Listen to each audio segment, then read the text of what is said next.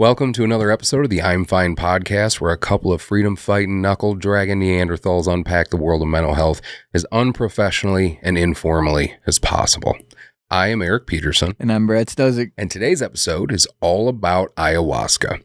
We are going to talk about what that is, what it does, and the personal experience of our friend and Marine veteran, Chris James. And as a disclaimer for this episode, please understand that what we share in this episode is not medical advice, and listeners should consult qualified healthcare professionals before making treatment decisions. So please, sit back and relax as we do our absolute best to help you go from being freaked out, insecure, neurotic, and emotional to truly being fine about ayahuasca, healing, and the search for meaning. Welcome to the I'm F.I.N.E podcast with your freaked out, insecure, neurotic, and emotional hosts, Eric Peterson and Brad Stosiek.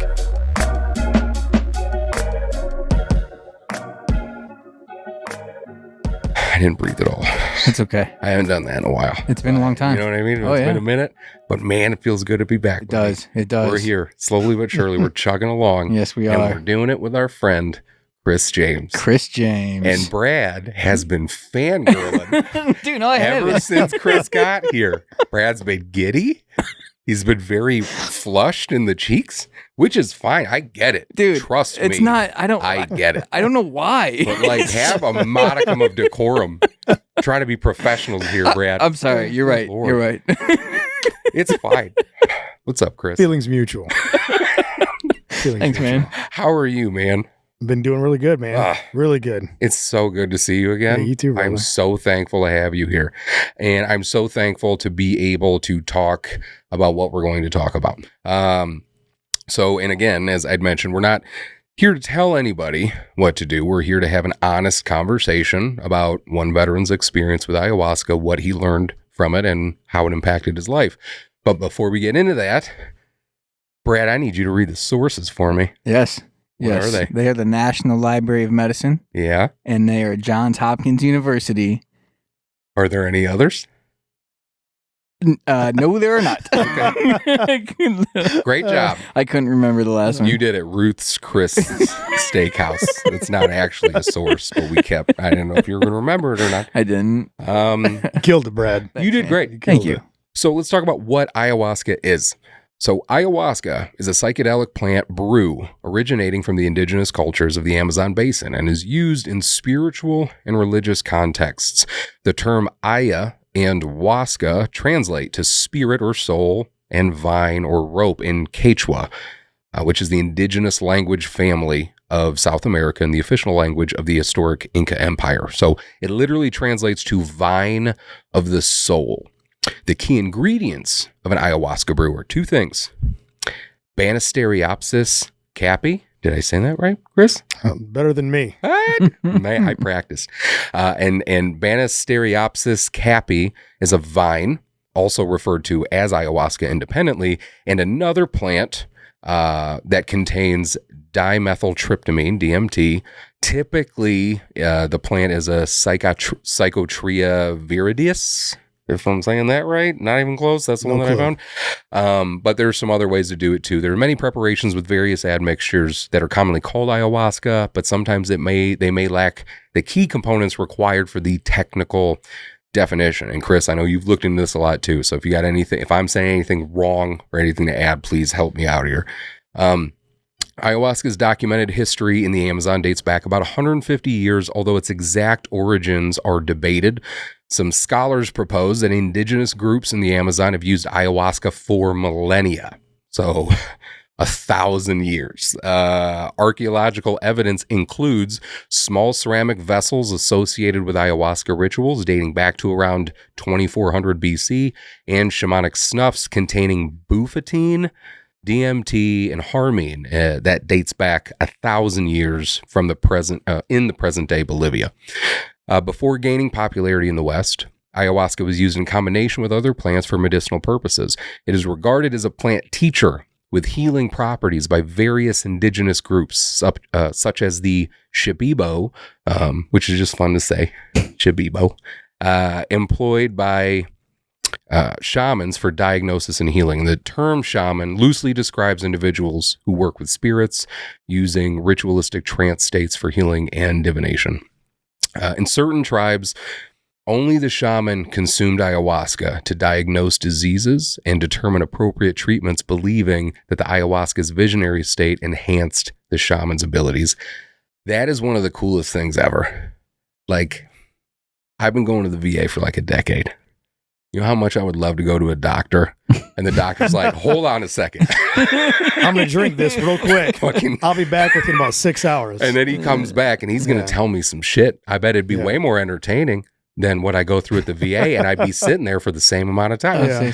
I just love that that is a thing. That is so awesome. One study that I found also that I really wanted to share, there has been one randomized controlled trial comparing a single dose of ayahuasca to a placebo in a population suffering from treatment-resistant depression. This parallel arm, double-blind, randomized, placebo-controlled trial included 29 participants with a history of treatment-resistant depression. The ayahuasca group experienced significant reductions in depression compared with the placebo group, and when assessed a week later, the ayahuasca group displayed further reduction with a trend towards depression remission.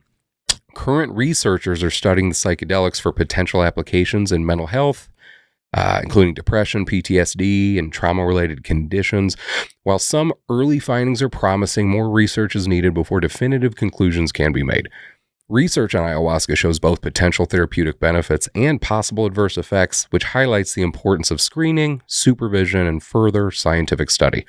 This has had some impact in the legislative world, but we'll talk about that at the end of the episode. So, did I miss anything with those kind of broad brushstrokes about ayahuasca? Yeah. Can I add a couple things? Please. I'm going to try not to mess this up too bad. The very fascinating thing about ayahuasca, as you mentioned, it's two different plants. Mm-hmm. And to understand the odds of someone finding those two plants and realizing that the relationship of them together can enhance the psychedelic experience. And what I mean by that is, so individually, those plants don't really do anything. Mm-hmm. One of the plants contain the dimethyltryptamine, the DMT, and the other plant it is able. So let me back up. When you smoke DMT, dimethyltryptamine, which DMT is found in plants, animals, ourselves. Mm-hmm. When you smoke DMT, it's a pretty short-lived experience. When I mean short, I mean we talked about the ibogaine and 5-MeO-DMT experience I had in Mexico. That was about 15 minutes. So if you were to eat DMT, there is an enzyme, if I'm saying this right, in the gut that blocks the DMT from being able to be absorbed and to go into your bloodstream, go to your brain, and have a prolonged experience. So the one plant is the DMT leaf. The other plant is the root, and that root has an MAO inhibitor in it, or something along the lines of that, if I'm saying it correctly.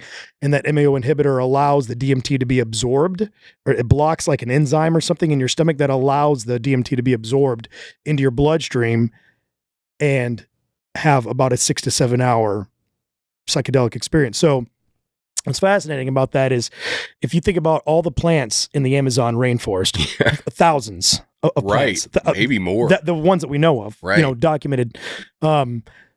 So if you take the odds of those plants being matched up, it's not like someone had this one plant and he tried one. There's a ton of stories. Could you imagine being that dude?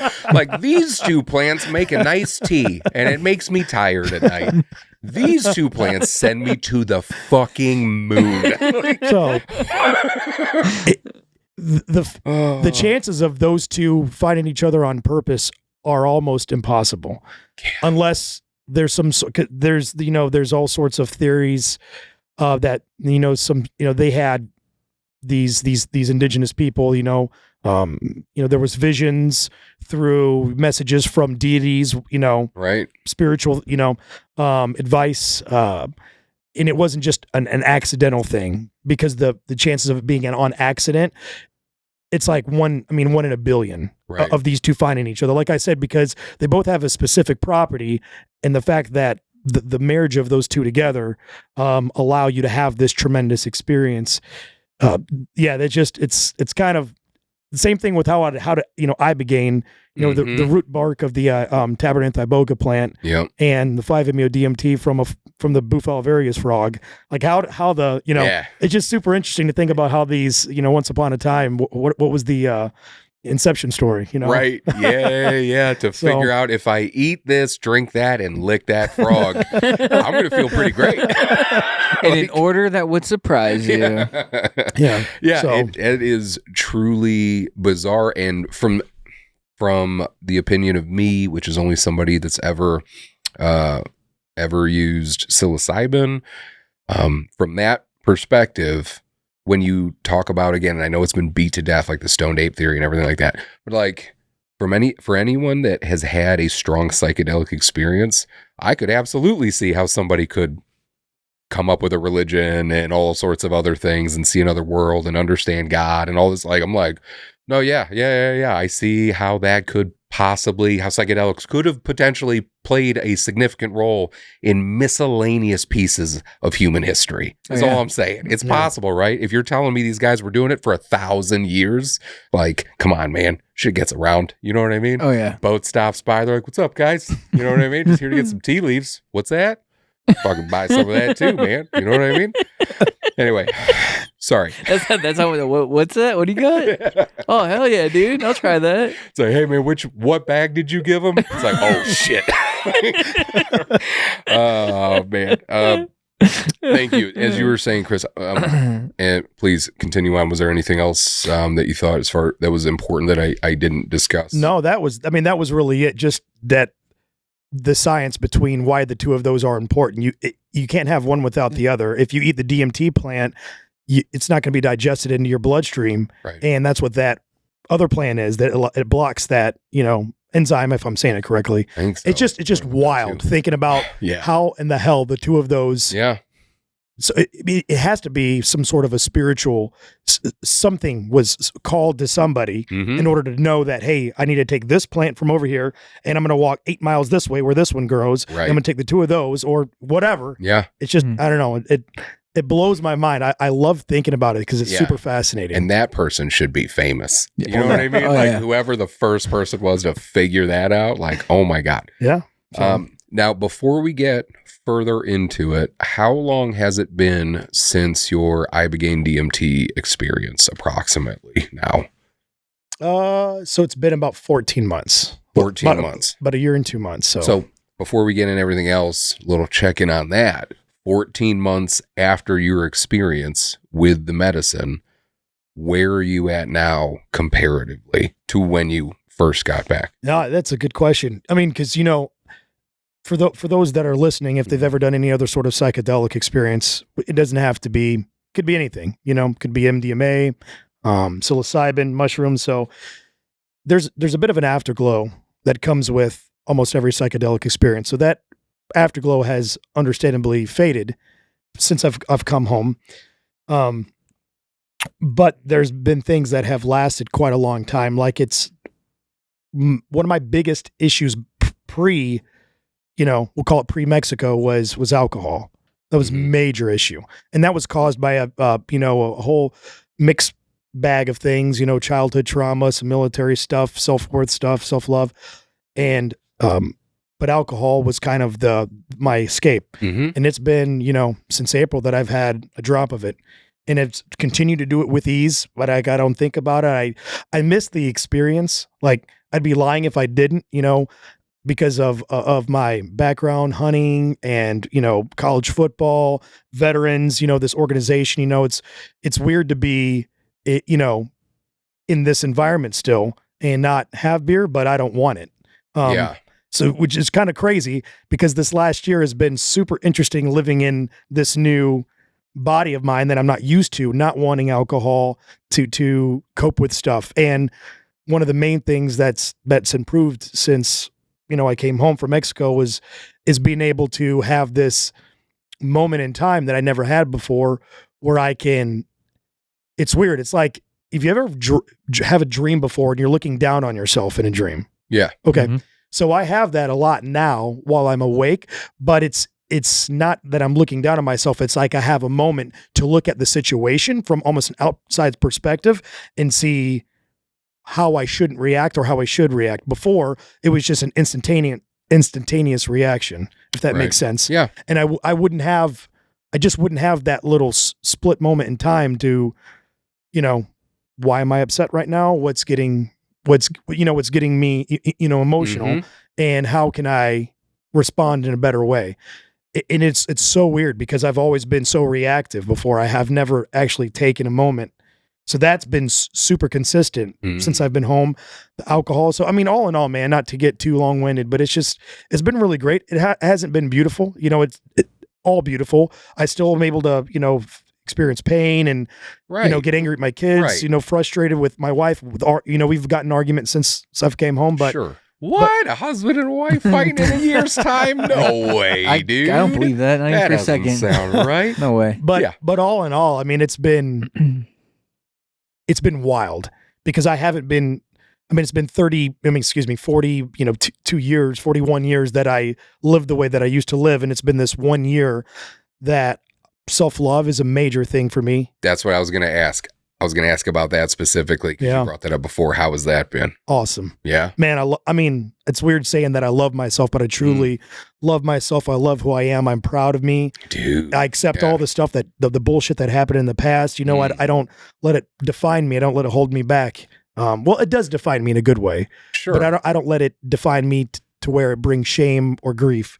So correct me if I'm wrong here, and I don't mean to interrupt, but it sounds like what it did for you was help recreate the foundation in that there are still going to be these, I don't mean to use superficial in like a derogatory or a condescending way, but like these superficial type things where like, I'm angry in this moment about this thing, but then, as time goes on, I'm pretty quick to talk myself out. It's not something that shakes you to your core because your foundation is strong.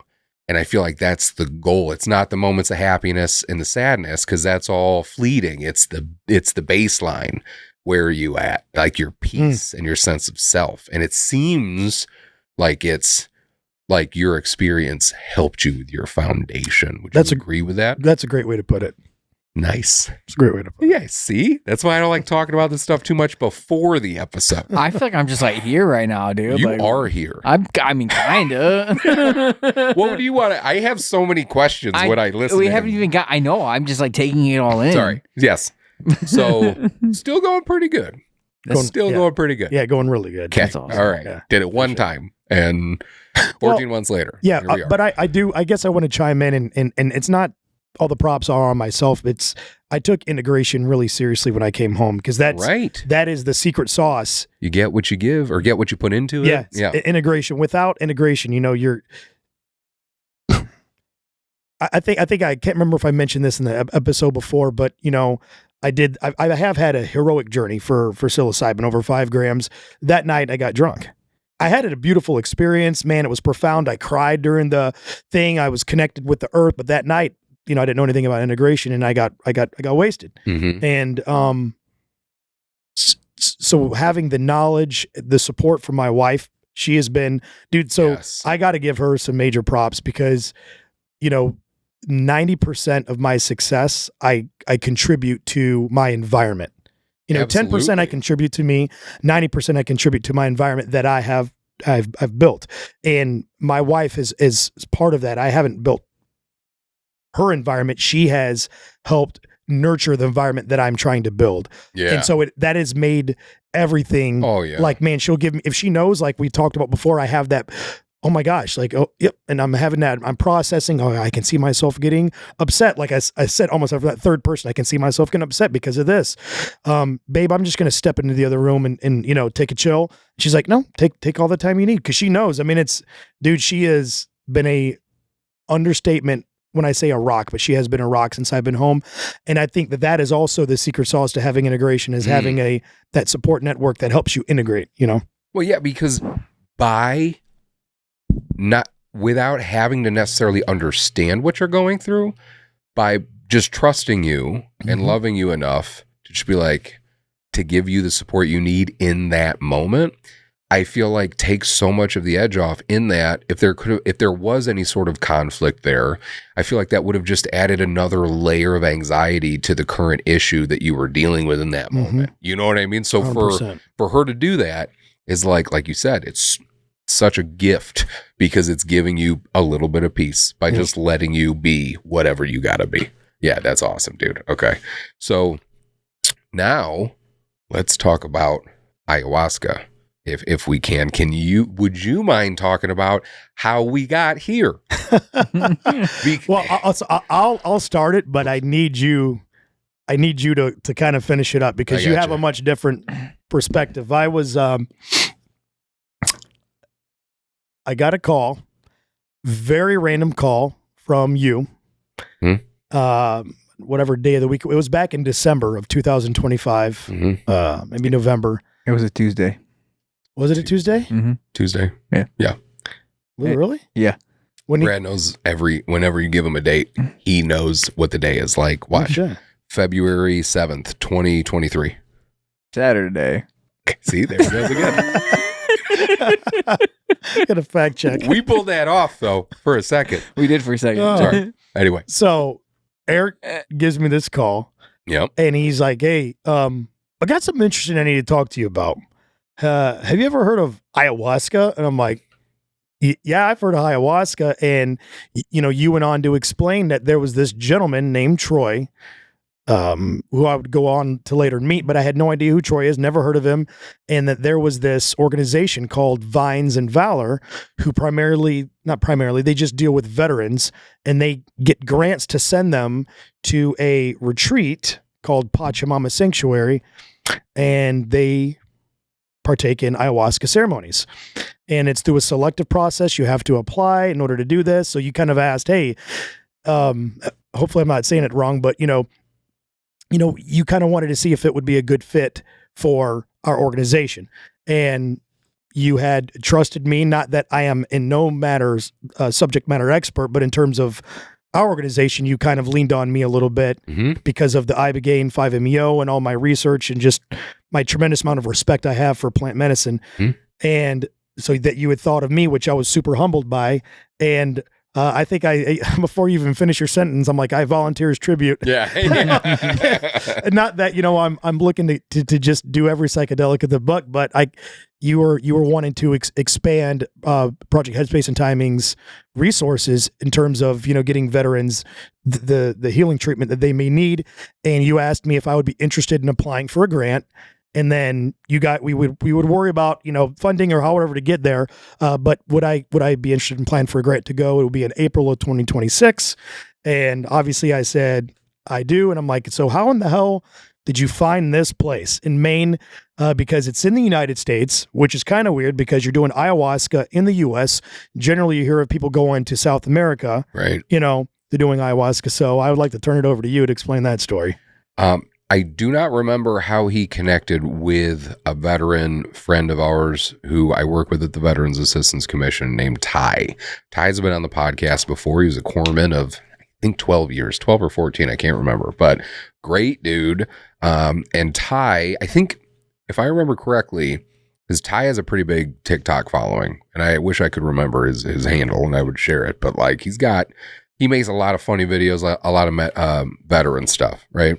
And he met Troy, I'm pretty sure, through TikTok. Troy was blowing up on TikTok, talking about some of the things that they were doing, and somehow in some sort of veteran space, because Troy's a Navy veteran, I believe. I think he was a Navy veteran. Navy medic. Yep, Navy medic. Mm-hmm. And so he met Ty, and Ty was like, you should talk to Eric with this nonprofit that I'm a part of, Project Headspace and Timing. And then Troy and I had a phone call and had just a beautiful conversation. Just had a really good conversation in that I felt like we were like-minded in that, granted, different stories, but because he went through some traumatic things himself. But we are trying to figure out how we can improve things for the veteran community. We're just trying to help as best as we fucking can. And we want access to all the tools because that's my thing. And that's why I wanted to talk to you about it. I'm not saying that there's one tool that'll fix everything. I'm just saying if there's a tool that does something, like, we should have that in our toolbox. We should have access to anything in terms of mental health, any resource that could potentially help us that doesn't hurt anybody else or have any sort of, like, I just don't know what the negative side of psychedelics is in a controlled environment from my brief understanding of it. So that's why I wanted to talk to you about it, because I'm like, it's something I wanted to figure out. I trusted you to figure it out, and then I trust you enough to trust your opinion on it, as far as like, dude, I think this is something we should try with vets, or, I don't know if this is something that would help the community that we work with. And so yeah, Troy and I hit it off, and then I handed it over to my psychedelics case manager, Chris James, which is a title I have made up for Chris. I love it. You took it and ran with it. And then one part of it that I also love, that I think really is important with this whole thing, is how much you love and believe in it. Because when you would talk, anytime you talk to me about it, like, I can hear the smile on your face when you're talking about it, because you're just like excited, whether it's for you or somebody else. Like, you're just excited about it, man. And I think that shows. I think that's important to have that positive mindset. You know what I mean? But I really admire you for that. So anyway, sorry, I can also hear the smile on your face. He can hear and smell it. Yeah. Or taste it. Sorry. Go ahead. Sorry. As you were saying. I don't know what I was saying. Before I took off. So that's how I met Troy. Yeah. Connected him with you. You took over from there. And then you applied for the grant, got the grant, went down there, did the trip. Yeah, you had gave me Troy's number because I wasn't sure, what direction to go in from there. Yeah, and then Troy, he let me know that, hey, this is going to be an application process. You have to apply. There's going to be a board that's going to select the people. I didn't know if I would get chosen. I don't know how they, what their, metric is to pick, because I told Troy that I had sat with Ibogaine and 5-MeO before, and I was kind of going as a representative of Project Headspace to gather as much information, kind of like, it's funny, we joke around with this term, but like drugs for science, or science for drugs, however you want to phrase it. Right. And that's kind of essentially what it was, but I trusted myself enough because of the reverence that I have for psychedelic medicine. It wasn't just about, I'm going to go down there and journal it and, bring back my finding like I'm some archaeologist and, so. No. Yeah. But yeah, so I called Troy, applied, and then was called with the great news that I had been accepted. There was around 50 or 60, I think, applicants for their first, because there's two retreats that they were doing. One is in April and one is going to be coming this November, close to Veterans Day. And for the first one was the April one. I got selected for that. There was about 50 something odd people or 60 people that, so that was pretty, I don't know, pretty humbling, like emotional for me to be selected, because, I got to report back to you. I'm like, Project Headspace isn't going to have to fund anything. This is a grant. Like, they're going to be raising the money for all of these veterans, and the veterans don't have to worry about funding it. You just have to get yourself to Maine. You'll get picked up from the airport and get taken to the Pachamama Sanctuary in Casco, Maine. And then from there, it's all paid for by the grant. Yeah. So that was pretty, it's an understatement to say that was the icing on the cake, but I've never, because you guys know my history with my discharge. So I've been told no. I shouldn't say more times than I've been told yes. I've never been told yes, usually by, applying for a veteran anything because of my discharge. So it's usually a no because I'm disqualified. So that was the very first time, that someone had said yes. Wow. And so that was pretty special, man. Yeah. And not only that, but I'm getting to go back in to learn more about myself through, this beautiful landscape that the experience can paint for you, because you dive in pretty far when you're going through that, as long as you can open yourself and receive everything. So I was pretty excited. I know it could sound very weird for someone that's never done a really heavy psychedelic to say, man, he was excited to, go back in way deep, but having the right mindset, the right tools, integration, having a good support at home, because you called me, I asked my wife about it. She was fully on board because she knows that it's also very important. It's a very special place in my heart, thinking about getting to help other veterans to find any sort of happiness that they can't find on themselves because of whatever they've went through, up until their current moment in life. So just knowing that I could make some sort of dent in that, because that's been, you and Brad's, that's been your MO since Project Headspace has been started. That's why you guys started the podcast. How can we help people, relate to people, give them a platform, give them an outlet? And so that's been kind of, I feel like, my calling in life. So when you called me, I just felt like it was the universe connecting me back to the medicine where I don't know. That makes any sense. I get why you fangirl over him. Fucking Chris James, I was starting to fangirl over him right there Chris at the end. James, dude. I just caught myself a little bit. I can't help it. I can't help it. You're such a phenomenal spokesperson for this stuff, man. Like, it's awesome. For real. Yeah. I appreciate it, man. For real. So tell us about the experience. Unless is there more you want to share before when you got there? No, not, well, yeah, a little bit, because when I can skip straight to the experience, but I also don't want to, overlook the preparation that goes into it. Sure. Yeah. Because Vines and Valor did a phenomenal job. Hopefully I don't butcher Troy's last name, Ushofer, I believe. Troy Ushofer, he is so Troy, because we're going to mention his name quite a bit throughout this podcast. He founded Vines and Valor. He's a retired Navy medic, 20 plus years. I don't want to get into his story too much, but he has a lot of stuff that he had dealt with. And he had found ayahuasca. He sat with ayahuasca many times, and more times than he sat with ayahuasca, he's helped guide other people, veterans, through their experience while sitting with ayahuasca. So he is,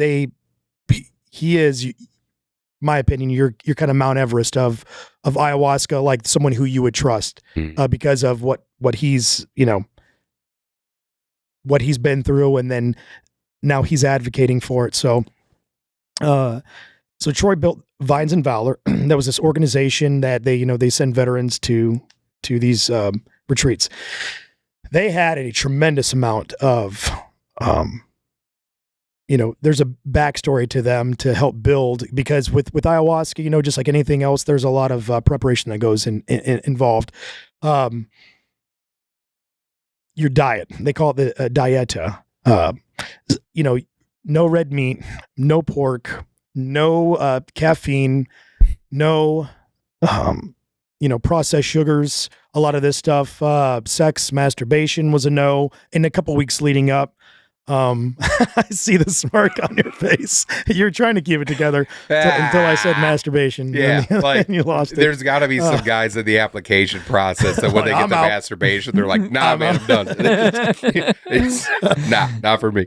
But so there was 2 weeks out before. Yeah, a couple weeks out. Yeah, they had like a 4. Dude, this Vines and Valor was phenomenal in their preparation. You had you had a 4-week out guide, then a 3-week out guide, and then a 2-week guide, and then a 1-week guide. And then also on Tuesday, and this is super important to say, probably one of the most important things, because Tuesday, every single Tuesday of the month, they do a Zoom call. And before you were selected, you were invited to be on the Zoom call. So Troy could kind of unpack the ayahuasca experience, what Vines and Valor is, their mission, what to expect, answer any questions from nervous listeners, things like that. And then once the people that were selected, they were in their own separate Zoom call. Okay. And so they could kind of get to know each other. So it was wonderful. But one of my favorite moments of those Tuesday meetings is a testimonial from a veteran named Melissa. And that's when I knew that Vines and Valor and more importantly ayahuasca was like the thing for fat. Before I even sat with the medicine, I remember I called you and specifically said, dude, like I haven't even gone yet, and this is it. This is for that. Yeah. It was one of the Tuesday calls, and she was what Troy had done. Very smart on his part. He had handpicked a few veterans to share their testimonials for all of these people out there that were thinking about going or the ones that were selected to go, so they could share their testimonials and, kind of share their experience. So it could maybe relate to some people. They could maybe put them at ease a little bit. And when Melissa shared hers, man, I've never told her that. Well, she knows how much it impacted me because she was in Maine as a guide when I sat with the medicine, but it made me emotional. And I don't want to tell her story too much. I'd rather her do that. But, she had a lot of stuff going on in her life, and because of that medicine, it brought her back to her true self, about her home to herself. And, I'm a parent, you guys are parents. And that was one of the things in her testimony that she spoke about, was her relationship with her kids had been tested because of what was going on in her life prior to ayahuasca. And that medicine just completely opened her up. It softened her, opened her up, and it just gave her a new perspective on herself as a mom, as a daughter with her mom. And it was just, I was in tears, honestly, man. Like, I was in like tears while she was, telling her story. And I had never met her before, but having sat with Ibogaine and 5-MeO, I'm a lot more empathetic now to hearing people's, change within themselves. When I hear someone that does a psychedelic and they're able to be a better person for themselves, for their family, that really, like, I'm like, man, I got you. You. Like, I totally like am into that type of thing. So when I just remember that one that, like, it just split me open, man. I'm like, oh my God. I'm like, I love her. I love her story. I'm like, I called you. I'm like, Eric, dude, this is the stuff. So, so fast forward, and I got selected, did the Tuesday meeting. They did a very fantastic job at preparing us with this package that they put together, 4 weeks out, 2 weeks out. So, we get there. Is this where you want me at in terms of the timeline? Am I okay? Yeah. Okay. Yeah. Okay. So we get there, and, I flew in the night before, and essentially the trip was, you can either fly in Friday morning, and then you're there you do 2 ceremonies, one on Friday, one on Saturday, fly home on Sunday. I got there a night early with kind of a handful of other people, other vets. And it's to imagine the layout. And I want to tell the story of how I actually thought about it at the time, because it wouldn't be fair for me to be like, so because there's before ayahuasca Chris, and then there's after ayahuasca Chris. So and this is after Mexico Chris. This whole thing is after, right. So I'm able to know that it's going to be a tremendous experience because of my research and on ayahuasca, and I'm really looking forward to it. So I get there, and there was beds all next to each other, within inches from each other. Every bed was about probably 10 to 12 inches away from the next bed. And there was 25 beds set up in this giant room in this house. And this Pachamama Sanctuary. And I'm like, what in the hell? I'm kind of looking around. I'm like, all right. I thought I would have my own room at night, and we have shared, they kind of warned us, it's going to be field showers, baby wipes, while we're there. I was kind of skeptical about it, but I'm like, I trust the process. I'm like, it's going to be cool. Right. But there was that thought in the back of my mind. I'm like, man, this dude, I'm going to be tripping my ass off, like 10 inches away from a stranger I've never met before. Right.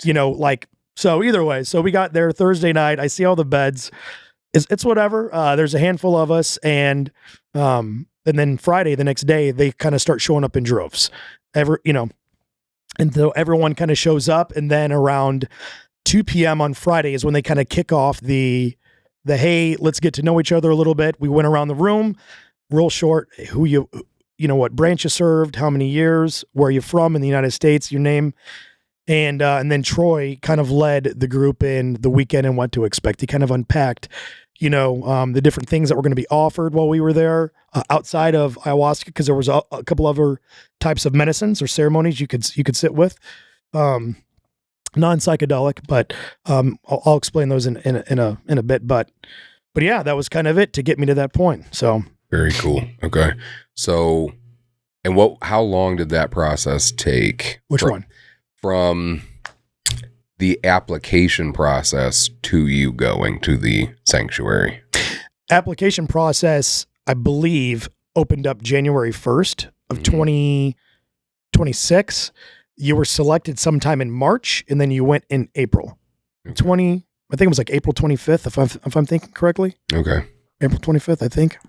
Okay. So now can you get into your experience with ayahuasca? Yeah, absolutely. So, again, I'm a little somewhat skeptical about, and not, I think, and I don't know why I feel like I got to defend myself, because I think it's normal skepticism that I'm feeling. Sure. It would be normal for anyone, Right. you know?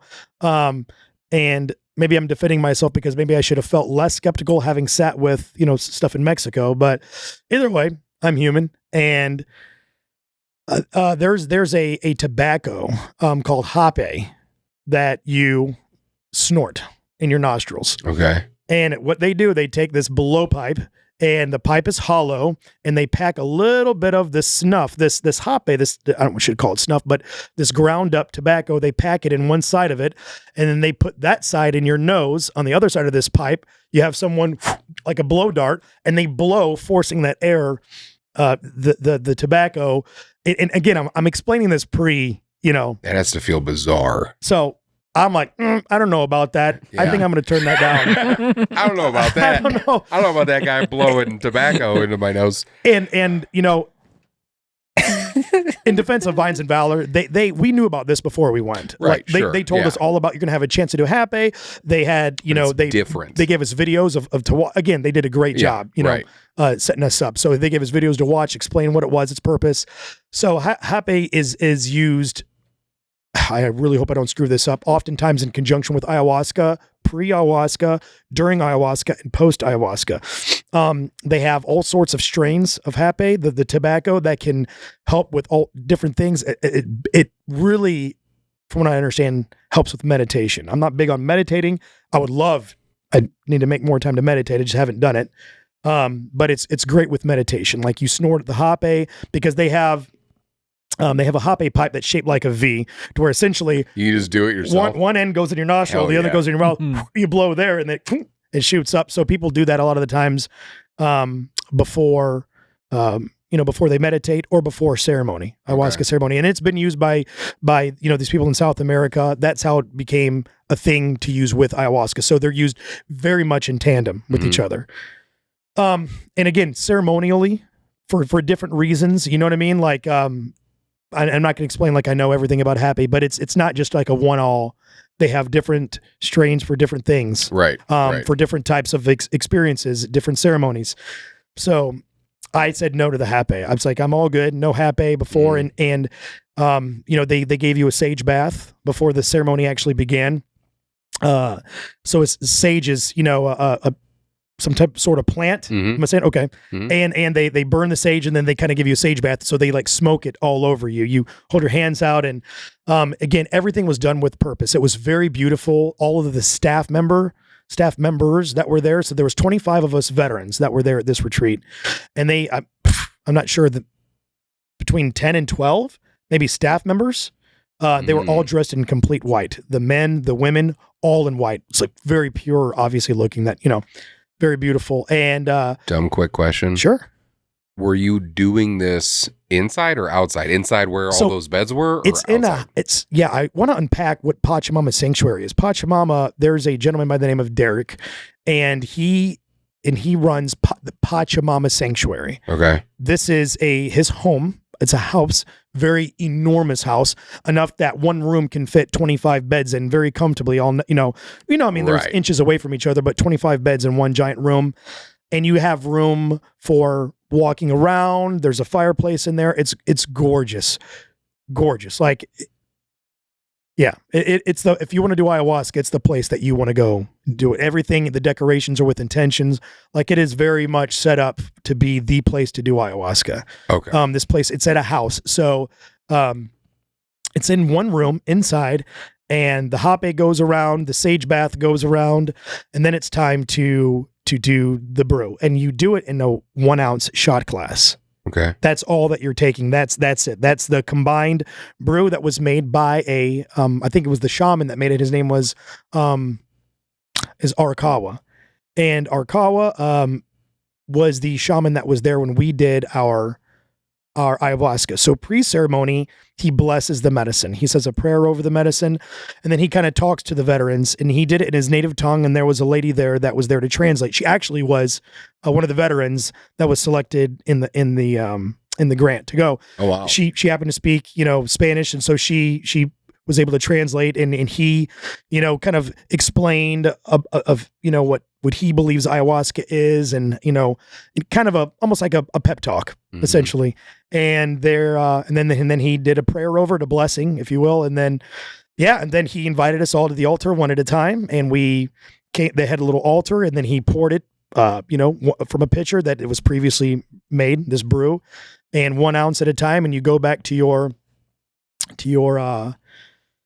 bed, and they kind of said, hey, they encouraged us to, if you want to lay down, if you got eye mask, you can use that.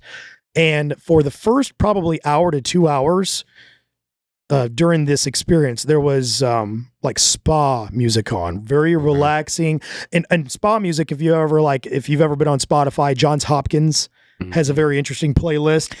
Super Johns Hopkins. Hey, a source for this episode. Yep. Not Ruth's Chris. Not Ruth's. Ruth's Chris. So it's all like this instrumental spa, easy listening music. Yeah. And then after that, Arkawa plays live. And he is, and as a musician, I've spent a lot of my adult life playing music professionally, live, getting paid to do it. He is one of the most talented musicians that I've ever seen. He played the piano, he played the flute, he played the drums, he played the piano, or he would play the flute with one hand while he's playing a drum with another. Like, so his hands are doing completely different stuff. Yeah. He had a beautiful voice. He would sing. It was amazing. And he would even, so he had a wireless microphone. So he would walk around this ceremony space, the room, and play live, and his music is coming through the speakers. So, oh, wow. So now backtracking just a touch, just like psilocybin, it could take anywhere, or I've never done LSD or MDMA. So, but it takes about, you're drinking it. So it has to get digested. Do you lay down in your bed after you go back to your bed? Okay. Yeah. Wait, so what's this taste like? Earth. Okay. Yeah. Like if you ground up dirt and ate that. What's it look like? It's very dark. Okay. It's like, and it's very, very thick enough that, so when you take the shot, they say that, hey, after you take the shot, you need to pour water in your glass, and you probably need to take your finger and stir and get everything off the sides. It's like if you pour like chocolate syrup, like Hershey chocolate syrup, into a shot glass, drink that, the inside is going to be completely coated 100%. Okay. So you have to put water in there, swish your finger around to get the remnants out and make sure you get all the good stuff. So, so you drink that, you go back, you lay down on your bed. You lay down. So, because it's getting digested, it could take about 45 minutes to an hour for some, depending on, your, again, depending on the individual. Mm-hmm. So I was, they say don't have expectations. Troy made that very, very clear. Don't have expectations. That was mentioned in every Tuesday Zoom meeting. We talked about it in the integration circle that we did when we got to know each other, when we got there. And so I'm trying not to have expectations, but I'm like, okay, when is this thing going to kick off? Here we go. So hour 1 went by, and the only thing that I felt was nausea. My head was hurting just a little bit, but mainly I just felt like sick. And I'm familiar with that feeling because of sitting with Ibogaine. Ibogaine was, in terms of like, I felt miserable physically from the Ibogaine during the experience. So I'm like, oh, here we go again. I'm like, here's another one. So hour a half goes by and I feel nothing. 2 hours go by and I feel absolutely nothing. I'm not tripping. I'm not seeing any visuals. The music has started and I've noticed that the music has annoyed me to the point that I'm like, this freaking guy needs to like just put the spa music back on. And then it's interesting because I had that moment, kind of that like outside third person perspective where I looked at myself. I'm like, wait, why the hell are you getting aggravated? You're a musician and he's playing some beautiful music. Why are you annoyed? I'm like, that's an interesting. I'm like, whatever. I don't know why. I don't care. I'm nauseous. I just want him to stop, put the music back on. So now it's about 3 hours in, and they've also offered a booster. So they made this clear before that if you want a booster, that's just a little bit of extra ayahuasca. Come back up to the altar again. That's like, and it's planned at a certain time. I don't know what it is, 2 or 3 hours into the ceremony, they'll offer you, if you want to take a booster, you can take a booster. I'm like, no, I don't want any more. I don't want any more. I feel nauseous and I haven't been able to throw up. And I know that purging is part of the process. I'm very familiar with purging. For those that are listening that haven't, heard the term before, purging could come in many forms. Throwing up, could come in laughing. You could yawn, purge, yawning a bunch of times. And they kind of told us a different, what not to expect, what could possibly come up in terms of forms of purging. So, okay. I hadn't purged of any kind. And I'm like, I yawned a couple times. That's a lie. So I did yawn a few times. I'm surprised you didn't want to do more. I feel like I would have if I wasn't feeling anything. But I was super annoyed and very, very nauseous. I'm like, no. I'm like, I'm not having a good time. Let's just see what happens. And I'm also trying to stay humble enough to know, because of with Ibogaine, had the same experience, and I just had to keep my heart open to what this is trying to show me. And at the time, I was not having fun. So I had these guides were all throughout the house, and my guide was sitting right next to me, and I could hear him moving, and he was trying to move quietly. You know what I mean? Because he's trying everyone to keep in the moment, not to disturb anyone's experience. And he was annoying me. I'm like, I could hear him moving, and I remember like, hey man, I'm pretty sober. Like, I don't feel anything. They had offered us before the experience, if you want to go out by the fire, they built a fire, and they had a guide that stayed out by the fire the entire time. So if you want to go through this journey watching a fire, you can do that. And there's someone out there to hold space for you while you do that. So I'm like, is the fire open? Because I'm just going to go sit by the fire for a while. And he's like, yeah, it's open if you want to go. I'm like, all right, I'll let you know. So I stayed there, and they said, don't trust an ayahuasca fart. We were told that by a ton of people. Don't trust an ayahuasca fart. Don't trust a fart in general. And I feel the rumbles and jumbles going on in downtown. So I'm like, I'm either going to shit myself, but I don't want to find out. I don't want to fuck around and find out. Yeah. So I asked the guy, maybe about a half hour after I asked him about the fire, I was like, can we go? I want to go to the bathroom. I was like, let's just stand up and go to the bathroom. So at that moment, I was super nauseous. I hadn't felt any sort of this is like 3.5 hours into this. I'm halfway through it, and I haven't felt anything but just being uncomfortable. Yeah. So I go to stand, and the second that I stand, it's like, like the walls close in on me. Yeah. I'm like, oh, I'm not sober. Uh-oh. And I didn't have any sort of there wasn't all of a sudden I was seeing the walls melting. Right. I just knew what I felt like at an exact moment is there is a game that people play where they put their head on a baseball bat and they spin 20 times in a circle and they try to run in a straight line. Yep. That's exactly how I felt. So oh man. They say that if you need to go to the bathroom, you have to have somebody walk you to the bathroom, because it can disorientate. Disorient? So what's the word? You can be disoriented Ruth's Chris Steakhouse. It can discombobulate your. It'll fuck you up. Not really your motor skills so much as your maybe it's your equilibrium, just your balance, trying to walk. Sure. Okay. So this dude was helping me to. My guide was helping me to the bathroom, and then this other guy kind of came in. And this next part, I have no recollection. They just told me what happened, but essentially I fainted. I went out. I don't know what, but I was near the bathroom, and they said that I just collapsed. Okay. I just went down, and I don't remember any of that. What I remember is them kind of getting me back up and then walking me over, because it's weird to explain that. The layout of this first floor of this house, this huge living room, wooden floor areas where we all did the ayahuasca.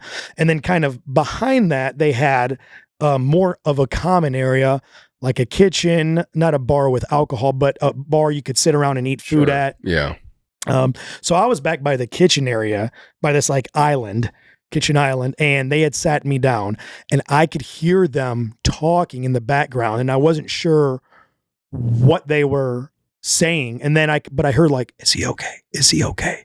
And we got to get him a new bed. We got to get him a new bed. And when I remember them saying, we got to get him a new bed, I'm like, oh, fuck. I'm like, I must be in bad shape if they can't even get me back 20 yards to my bed, if they're going to bring a new bed for me here. And then all of a sudden, because, and I'm finding all this out afterwards. It was kind of unpacked the next day, all the missing details that I can't remember, me feigning. But I do remember them saying, we got to get him a new bed. And so they made me a new bed there at that spot. They didn't even bring my old bed over. They made me a new bed. And everyone has their purge bucket. And at that moment, I just started purging. I started throwing up, and I threw up for probably the next 2 to 3 hours whatever it was, maybe every half hour, 45 minutes. But I ended up getting earplugs because, again, the music became even more intense, more annoyed. I hated it at that moment. I was super miserable, and I just wanted it to stop.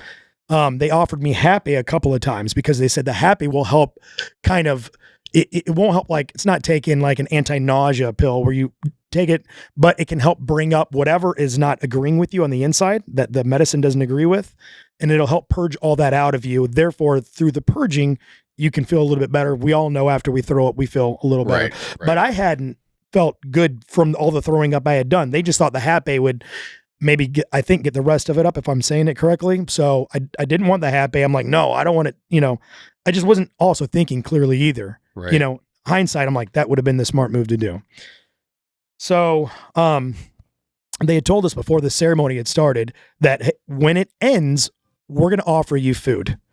We're gonna open up the kitchen, and you can. They brought out like really gentle foods like rice and soup, bananas, things like that for us to eat to get some substance back into our stomach, because we had fasted that since breakfast. We didn't eat lunch that day. We had fasted since breakfast to just kind of part of the protocol. So, I'm still throwing up in my mat at this new spot that I'm at on this floor. I'm not around any other people. Now they're all in this other side of this, this first floor, enjoying it. I mean, not enjoying, but and I'm all alone throwing up.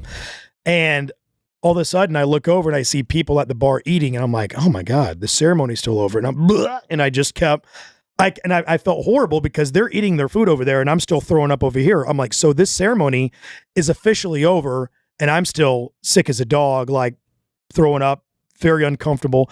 And at that moment I started like feeling a little too sorry for myself. Like, why me? Obviously the state of mind that I'm in, I'm not thinking clearly. I just had a pretty rough night. I didn't have any sort of psychedelic. Well, it was psychedelic in a sense, but I didn't have any visuals at all. Didn't have any visions. I didn't, couldn't flow with the music and feel moved by the music and all these things that you'd heard these people talk about with psychedelics. And that was probably my fault because I had probably a subconscious expectation that Troy told us not to have. And that was probably buried back in there somewhere. And then that's why I was feeling maybe a little down on myself. Like I didn't have a good time. And so either way, they brought this other gentleman by the name of, I think his name was Bryce. And he was kind of Arkawa's sidekick for music, but he also, was a guide himself.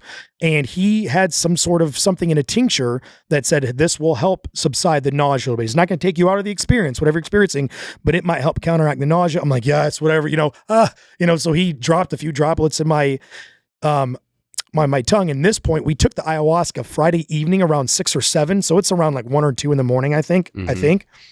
And then all of a sudden I remember 15 minutes later, I had passed out because I woke up and it was like 5 a.m. So I'm like, oh my God, I slept. And then Bryce was still there I hope I remember his name right, but Bryce was still there, the guide who gave me the tincture of whatever it was. And dude, I was ready to quit. Like, I'm not going to lie. It was that rough of a night for me personally. I'm like, man, I don't know. I don't want to do this. And it was a beautiful conversation in that he, from his point of view, probably seeing a million Chris Jameses come through before that had a shitty first, ceremony. He had the right things to say and probably having the same experience for himself, I would imagine. Sure. He just had the right, he was intelligent. He was empathetic and he, he embraced me in a way. He was just perfect. And, backing up to, I befriended a guy by the name of Joe, who was a stud, man. He was a Marine recon dude, retired recon. Interesting story with Joe. He got in the Marines being an admin. So his MOS was admin, and then he got motivated by the recon dudes and became a recon Marine himself. Tried out for the teams, selection. And retired out of it. And retired from recon, yeah. And now that's what he does. He trains up dudes full time, like CQB, all the and he's big into the maritime stuff. Mm-hmm. So he does in terms of like, how to, search I'm saying it's seize and search a boat, for like, search and seizures and what do you call it? Like hostage situation. So either way, so I met this dude named Joe down there. We're having a great time. He actually is in the bunk next to me, this bed over. Joe also had a miserable first night. Okay. His was bad. And he's like, dude, I don't think I want to do it again too. So we were kind of confiding in one another. Yeah. I'm like, man, fuck this. He's like, I think fuck this too. Yeah. And then I instantly thought of you guys. And I'm like, Eric, like freaking sent me here to gather, this knowledge, and he trusted me enough, and I'm going to freaking wrap my tail. Like, I'm going to be so mad at you.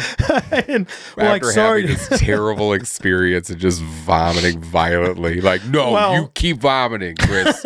You stay up there.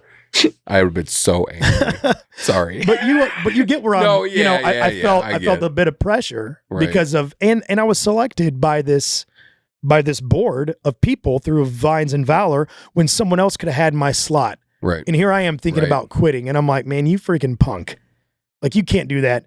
And we went on this nature walk between our first retreat and the second retreat. We went on this nature walk, and I had a chance to talk with Joe in depth. And him and I were like, kind of like, man, you do it the second night, I'll do it the second night. You know what I mean? One of those types of deals. Yeah. And even though I think deep down inside, we're both warriors. So I think both of us inside knew we were still going to do it. It was just kind of nice to have that, Yep. You know what I mean? Having each other's backs, encouraging, positive. To play the wimp. You know what I mean? Like, I don't positive know. competition. Yeah. And we also both individually had talked to Troy during that nature walk. And Troy was like, he assured us, like, no two experiences, no two ceremonies will ever be the same. You will not have the same ceremony the second night as you did the first night. I can't say that you're going to be walking on clouds and sunshine and rainbows, but it will not be the same as your first night. It will most likely be present, a pleasant experience. But and I totally respect, I could tell he wanted to say, dude, it's like a guarantee you're going to have a good time the second night. But that would be kind of, not, you know what I mean? Yeah. For a person that, in his position, you don't want to give someone a false hope and then it not happen. Right. But I could kind of pick up what he was saying, that, listen, there's a good chance you're going to have a good time if you can just stick around. So he said it without saying it, type of thing. So so I did. I took his advice, and I remember my conversation with Bryce the night before at 5 a.m. or the morning before, and then talking with Joe and being able to have that, connection with him, and both of us having a horrible first experience and kind of leaning on each other. So we both decided, Joe and I, that we were going to go through and sit, the second night. Does everybody do it the second night, or only if you choose to do it the second night? Only if you choose to. Okay. Yep. Okay. Yep. Only if they're not going to, there's no forcing to. You could have flown home if you wanted to, Okay. Yeah, they were totally, man. No one was a hostage. Because they want to respect everyone's personal experience, Sure. I just didn't know if, like, it was typical if you go to a place like this to do it twice, or if that is just an option while you're there. No, that was the protocol. Okay. 2 ceremonies, Friday and Saturday. Got it. Okay. Thank you. And Hape. Yeah. So they talked about this breath class that they were going to do. And this is one of the most important pieces of this entire story that I'm going to share. So there was a breath class that they wanted to do that was scheduled in between the 2 ceremonies. And the breath class was hosted by the guy that founded Pachamama Sanctuary, named Derek, the guy that owned this house. And I don't know, I wish I would have asked Derek more specifically about the breathwork class, because I know of breathwork things that you can do that release your inner stored DMT. Right. I've never done it, but I did a breathwork class there. So it releases your inner, DMT that you have stored inside of you, and you can have this profound experience just by essentially laboring your breath through a prolonged period of time, through a cadence type of thing. So I'm not saying that was this. I just imagine that it may be like what I did. So we're going to do this breath class, and they explained how everything's going to go. I'm going to play these songs, and through these songs, we're going to start with the warm up, and then we're going to go through the whole thing, and you're going to be breathing with me on the beat, and essentially expand your diaphragm as much as you can, take in as big a breath, make like a big Buddha belly, and then you're going to exhale everything and empty your stomach, and then inhale and then exhale. And then you're going to do this to the beat of the song. Okay. And we're going to do a couple of warm-up songs, and then we're going to do a couple of fast-paced songs where it's going to be very laboring. And he said, I assure you, if you give 100% in this breath class, come talk to me afterwards if you don't have any sort of emotional experience. Okay. He's like, come talk to me. All right. Yeah, he's standing on confident. His business for sure. Yeah. Oh, yeah.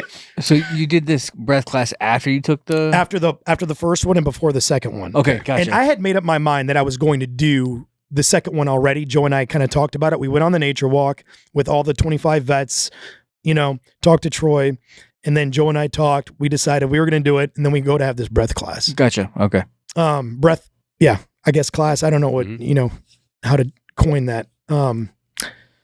So he started the thing and he taught us how to do it, how to properly, all right, I want you to imagine your Buddha belly. And so we're doing the thing and then breathing in, breathing out, breathing in, breathing out. And it was slow at first. And then we got into where it was super laboring. He said, but the key is you have to give 100%. You can't just give 75%. You got to give 100%. You may start to sweat. And he told us too, that you may even feel your arms get kind of tingly and kind of vibrate a little bit, So I'm like, okay. So, again, I'm just kind of going in. Glass is more full than it is empty. But just keep an open mind. And we're doing this thing. And I remember, I feel that I got a shit again while I'm doing this laboring thing. And I'm like, don't trust the ayahuasca fart. I'm like, God, but if I keep going, I'm going to end up crapping myself. Yeah. So I'm like, I don't know what to do. And he told us we got like 3 or 4 songs where it's super labored, and they're going to do like one cool down song at the end. And we're getting towards the peak of this experience. And by the time I'm here, both of my arms are humming like a tuning fork, like it was, dude. No way. Not manifested at all. Yeah. I could physically feel from my collarbone all the way down to my fingertips, everything was humming. I'm like, so I knew something was coming up and something was happening. I don't know what's coming, but either way, by this time, there's 25 of us in the room. People are starting to scream, not painful scream, but like, or like they're like yelping or screaming. And there's just these different sounds coming from, again, I had my eye mask on. So I know that, I'm not the only one feeling something, like it's coming from around, and people were just getting this emotion out. I could hear, like laughter, I could hear crying and all sorts of stuff coming on. I'm like, oh, don't give up, Chris, don't give up.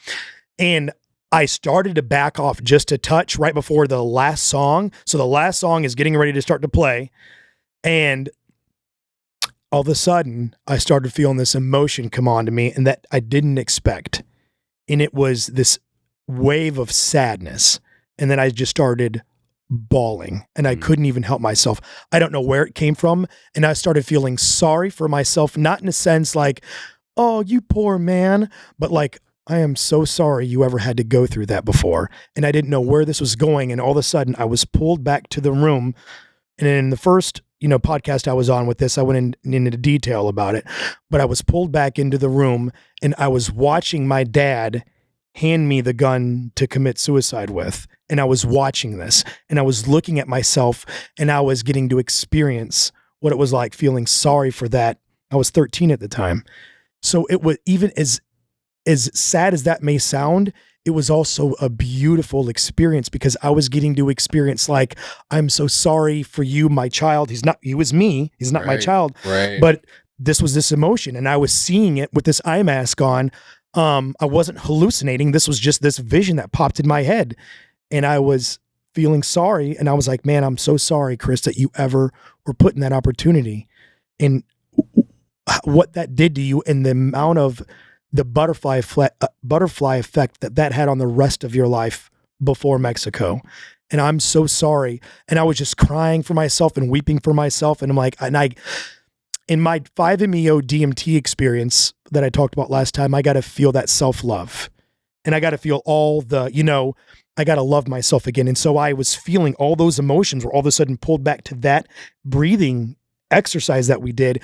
And I was flooded, not that the self-love ever lost or, I was removed from it, but I was just flooded with that feeling of self-love again in that moment. And I was just, and then it became like tears of happiness. And I was just and that experience was an experience of triumph because what I was able to go through in Mexico and the transformation I made. And I'm having all these feelings of, I'm so proud of myself and like that little boy and what you were able to accomplish in your life and for yourself and your family, your kids, your wife, I was just so proud that, that I was able to accomplish that from where I came from because of how tainted I felt and how unaccomplished I had felt and just, I had soiled blood, because of my heritage. And I just, and I didn't feel that after Mexico. I had those feelings again that I had in Mexico. It was just crazy to this tornado of positive emotions that I was experiencing that moment. And then I could hear Joe crying next to me, which I'll get to in a second. But he was crying next to me and I felt a kind of a connection with my brother, my Marine brother to my right. Right.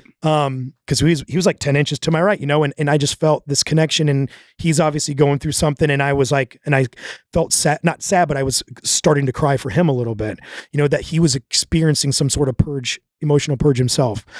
And then, I won't mention her name specifically, but all of a sudden I started to feel a sadness for a female family member that obviously I know she's a family member of mine, and she has struggled with self-worth for a lot of her, I shouldn't say in a lot of her life, but in the recent parts of her life, self-worth and self-love and not being good enough and being very hard on herself and depression, anxiety, some of those things. And then I started to weep for her, and I felt sorry for her, and I spoke her name and I was like, I love you. You are worthy of love and you are a beautiful person. And I don't know why she popped into my head. And then shortly after that, I saw some people that had passed on before in my life that were, died from cancer, MJ and Aaron that we talked about in the last podcast. And I wept for them in a beautiful way, like, that they're in a better place now. And I'm so happy for them. And I felt so honored that I got to know them. And yeah, man. And then all of a sudden I had sat up and there was a lady by the name of Phoenix it was a mixed group, male and female.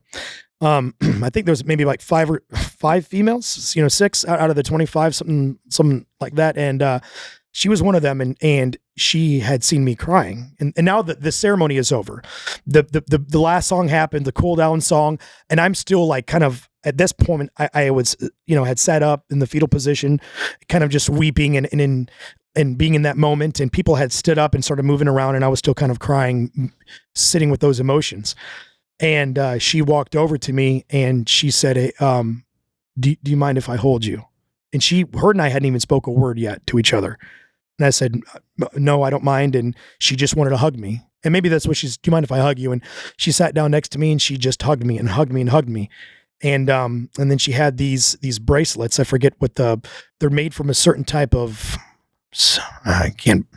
some sort of element from the earth. And one of them, represented, if you have any, this will help ground you and this will help protect you. So she said, can I give these bracelets to you for you to wear?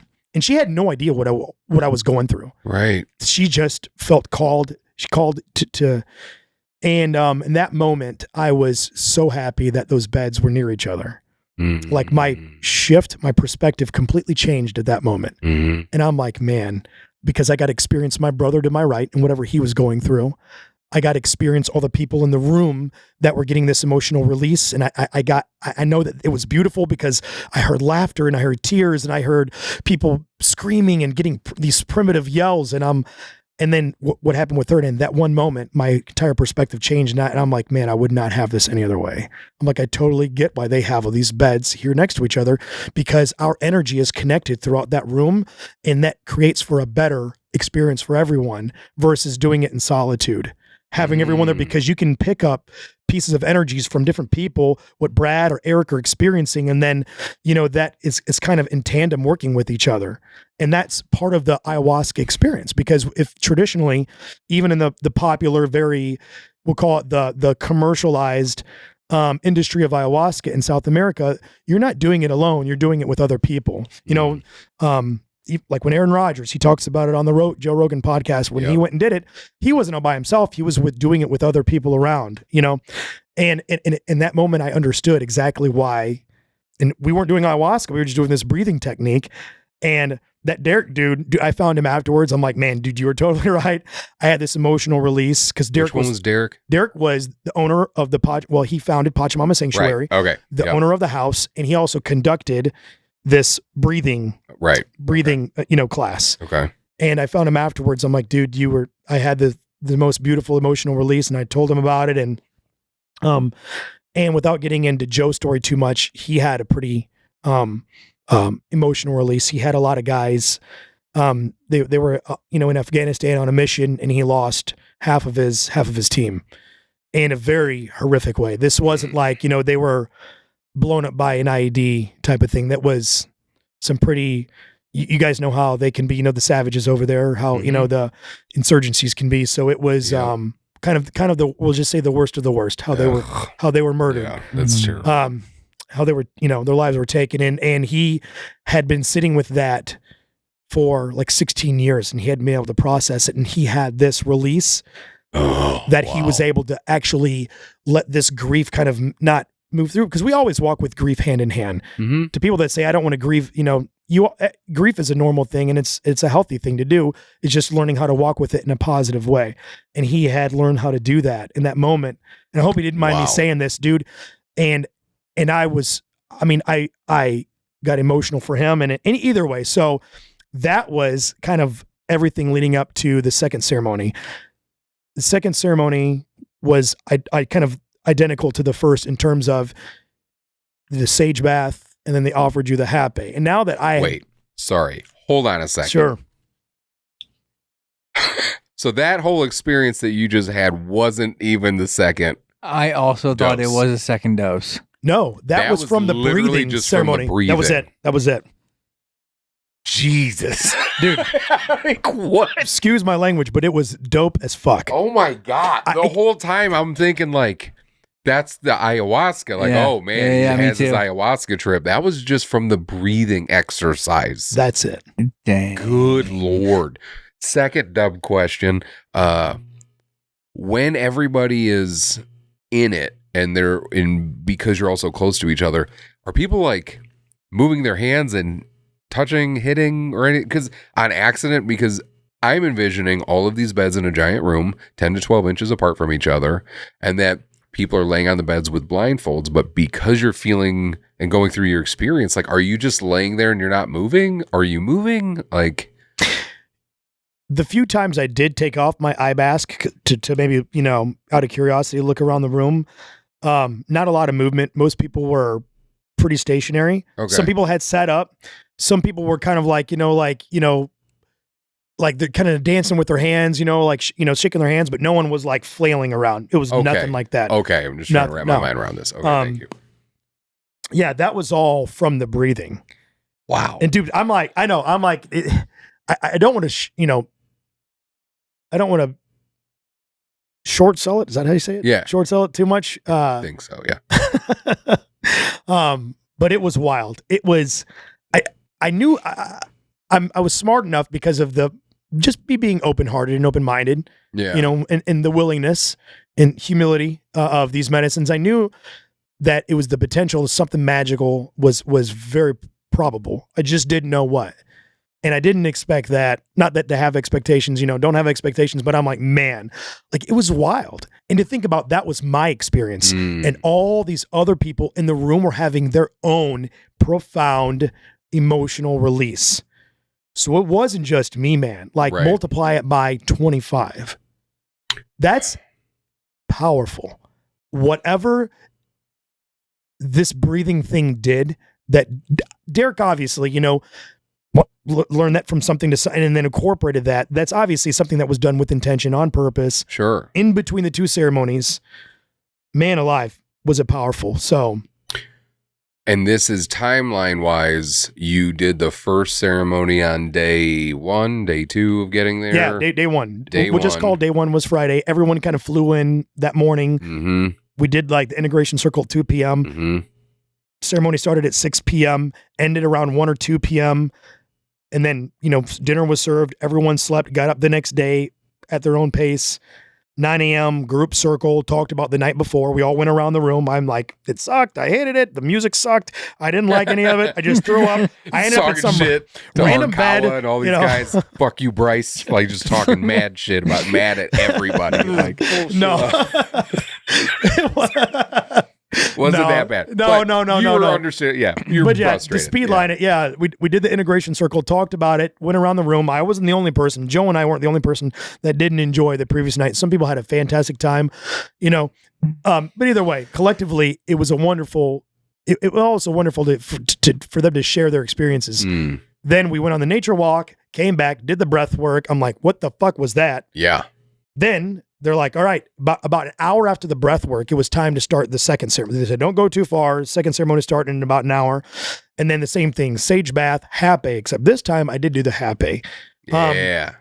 Hell yeah. Yeah. So, it did burn. Obviously, you're getting, tobacco like a blow dart into your nostril. And it's one in each nostril. Oh, Eyes man. watered. They give you some Kleenex. Be careful not to, if this mucus collects in the back of your throat, be careful not to swallow it because then it's like swallowing tobacco. You're going to get sick. Oh, Didn't do that, geez. So I had the purge bucket, spit up into there. Oh, I do want to say too, it was wild. The previous night when I purged keep in mind, man, I took the ayahuasca around 7 p.m. or something like that. Right. I started throwing up around 9:30 or 10, 2.5, 3 hours in. My body should have fully digested 3 hours later a shot's worth of whatever the hell, the ayahuasca. Right. So when I'm throwing up, it was the blackest looking tar I have ever seen in my life. It was freaky. Like I thought I was hallucinating the color, but anytime I'm looking at into my purge bucket, I'm seeing the same color. So I know I wasn't hallucinating.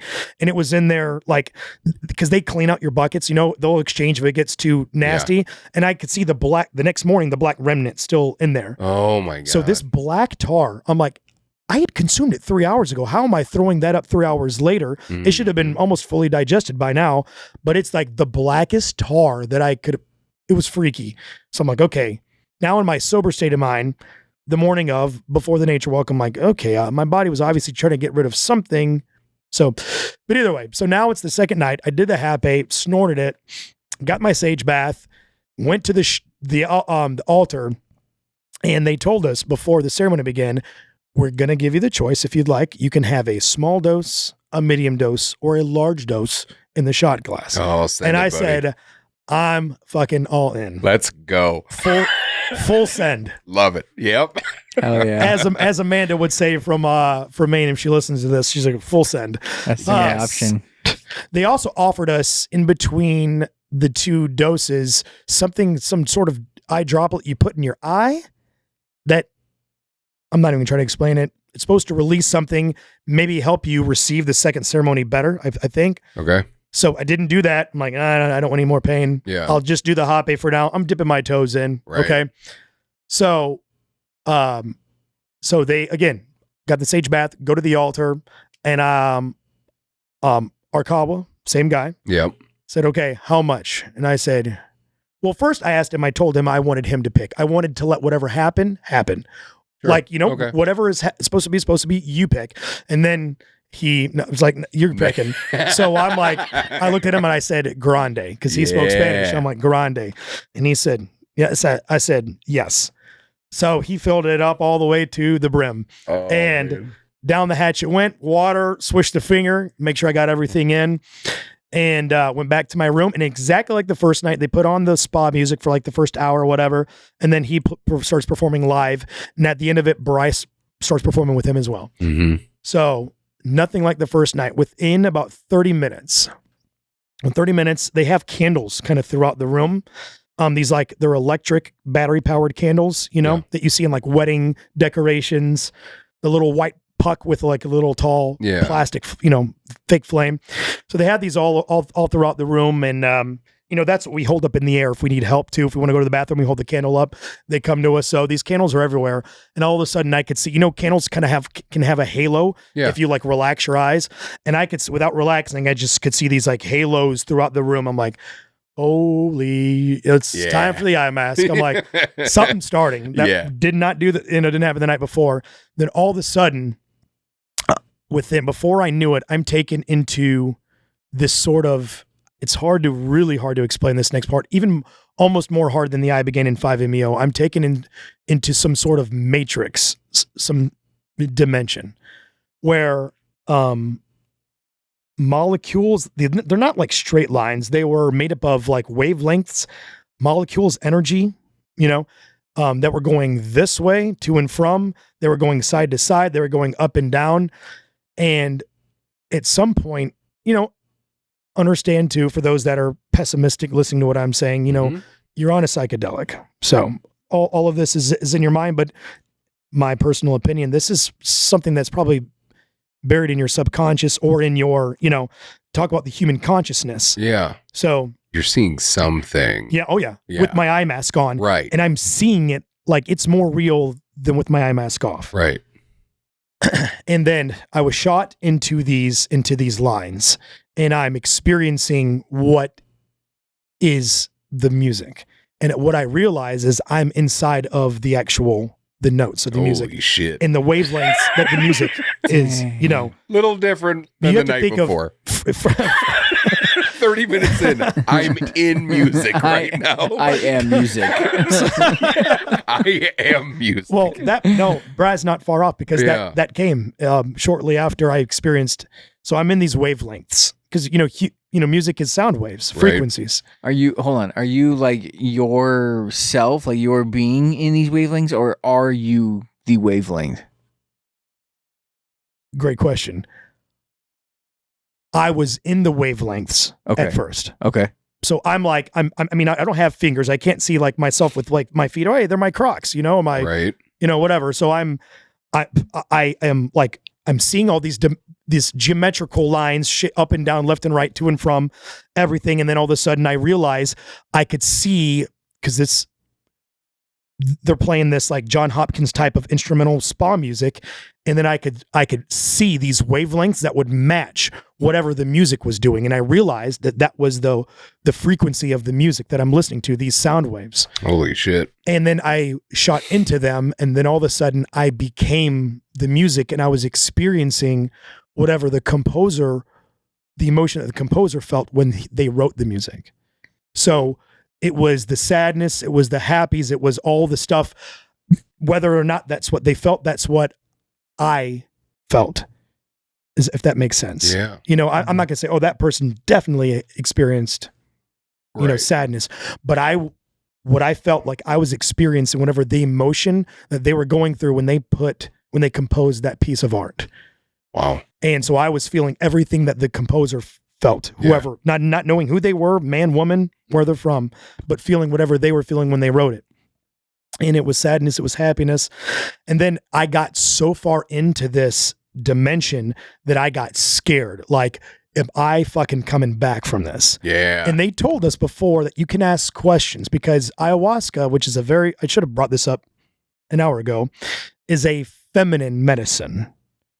Feminine being, you know, they call her mama or mother or grandmother. These are just different names that people often call this medicine because of its feminine characteristic. So, so they told us to ask questions. So I want to ask her, you know, I'm like, am I okay? I kept asking, am I okay? Am I okay? Am I okay? And then no bullshit. The second I ask, am I okay? I feel like I was either in some sort of like bassinet or in some sort of cradled in arms, and I was being cradled back and forth, being told, yes, you are fine. I have you. I have you. And it was the most soothing, comforting feeling that I was, because keep in mind, it was a beautiful experience being in the music, becoming the music, experiencing the music. But then when I realized that this is how far that I'm in, am I coming back? That's when I would feel like anxiety, when I would almost have like a sober moment of conscious to realize I'm tripping out. I'm so far in. Where the fuck am I? Yeah. Am I okay? I'm like, am I okay? And I would have the eye mask on. Am I okay? And there was like almost like a, yes, my child, I have you. You're okay. And I could felt this like feminine, motherly love. Okay. And I experienced what they were talking about was this feminine medicine. I'm like, and it was just so overwhelming to feel this love that I'm like, I've heard about, but I was actually feeling it. And then I would be back in. And then I would get scared. And this process repeated itself probably 3 or 4 times. Okay.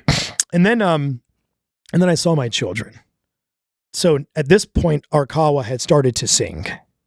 And he was playing live music, and I was fully into it. You were vibing to it. Nothing like the night before. Totally different. I'm like, so beautiful. And I was just enjoying it. And I saw my kids. And I'm going to take a short pause and say before I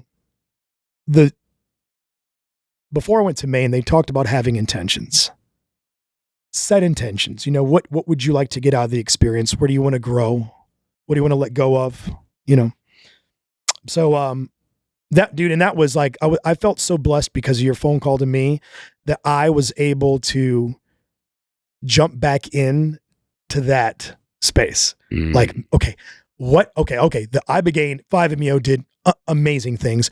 How else could I continue to grow as a husband, father, for myself, for for Mother Earth, for, the apprentices at my local, because that's one thing that I have found since coming back. I'm more empathetic. I'm become more of a mentor than just an instructor to the apprentices for local 265 where I teach at, instruct at. So, I got to pick out these intentions and, have these intentions. And they were, I wanted to be a better man for my family, continue to enhance my family. I wanted to treat my body better, because at that point my diet had started to go downhill. No drinking, but diet, I was more abusive to my body and I wanted to, get that back on track. I wanted to continue to be a better mentor for my apprentice. It's funny that I want to go to do psychedelics and think about work, but that was one of my intentions. I truthfully, wanted to continue to be a better instructor for my local and continue to inspire apprentices, mentor them. And, because I've had a couple of beautiful moments with them since coming back from Mexico where I was vulnerable enough to listen to what they had to say because, they can kind of read energy and with this new energy that I had. So either way, so now I'm back in this space and I didn't have any, I did say I want to be better for my family, but there was no thinking of this one specific thing that I'm about to talk about because I had a monumental breakthrough in ayahuasca. Huge breakthrough. Some of this is going to be kind of painful to share, but it really just helps, paint the canvas of what happened. So I'm in this space. It's after the music thing, and I'm seeing my kids, and my kids are void of. I'm sorry, said that wrong. I'm seeing my kids and they have all this color, emotion. They're happy. And I'm kind of like, I'm just experiencing the love that I have for my children in this space. And then I see my wife and she doesn't have any color in her face. She's void of color and no expression. She looks like, what's that one painting with the farmer and his wife standing next to each other? I don't know if that's not Norman Rockwell, is it? It's something like that. But you know what I'm talking about? They have like no expression. Yeah. It's gray painting that she just looked void of any emotion at all. So to tell a very short backstory to that, I love my wife. I love my wife with all of my heart. Well, I shouldn't say all of my heart because that would be a lie before ayahuasca. To say that I love my wife with all my heart was not true. I would tell her that I love you with all my heart. I love you, love you, love you. And then I thought that was with all my heart until I had children. And when I had kids, then I experienced what it was like to truly love someone with everything you had. And people may say, well, yeah, that's a different love you have for your kids than your wife. Yeah, sure. I agree. That is different. But I also realized at the time that I wasn't able to give all of my heart to my wife. When I had kids, I'm like, oh man, this is what like true love is like. Yeah, I definitely don't love my wife as much as I love them. Like, she is for sure second fiddle to my kids. And I knew that inside, but was I going to tell her this? Like, fuck no, that would be a dumb husband move to be like, hey, just so you know, baby. And so I kept that lie, if you want to call it a lie, whatever. I kept that inside myself. But I also felt like and this is pre-Mexico, I also felt like I was broken too. It's because of my childhood. My dad was married, 11 times. Mom's been married, 4 times. And both, up until my stepdad that she married was her 4th husband, amazing man, and he's definitely a rock for her. I never knew what love was like, I just didn't know that. And she didn't marry him until I was, 20 years old. And so I grew up my entire, childhood without really experiencing. So I thought that I was just broken and I wasn't able to ever going to love my wife like I loved my kids. So I'm like, I'll just take that lie to my grave. She doesn't have to know. It's better for her because I'm going to break her heart if I let her know this. So, because I was always asking myself, why can I, why do I want to cuddle with all my kids all the time, but I could go a month without cuddling with my wife and feel fine about it? Why am I obsessed with seeing my kids, but if I don't see my wife for a week, I don't care. And not that I don't care, but it just doesn't bother me like it does my wife. It's because I don't love my wife with that fire, that wildfire like I love my kids with. Mm. And sure, yeah, I love my kids differently than I do my wife, but I just never, because I had that wall up. Yeah. So that's kind of a hard thing to admit, and I imagine there's probably a lot of husbands out there who may be dealing with the same thing, and that's probably not a healthy way to live. And I'm not trying to preach to that, but I just imagine that, it's just not loving your wife with all of your heart.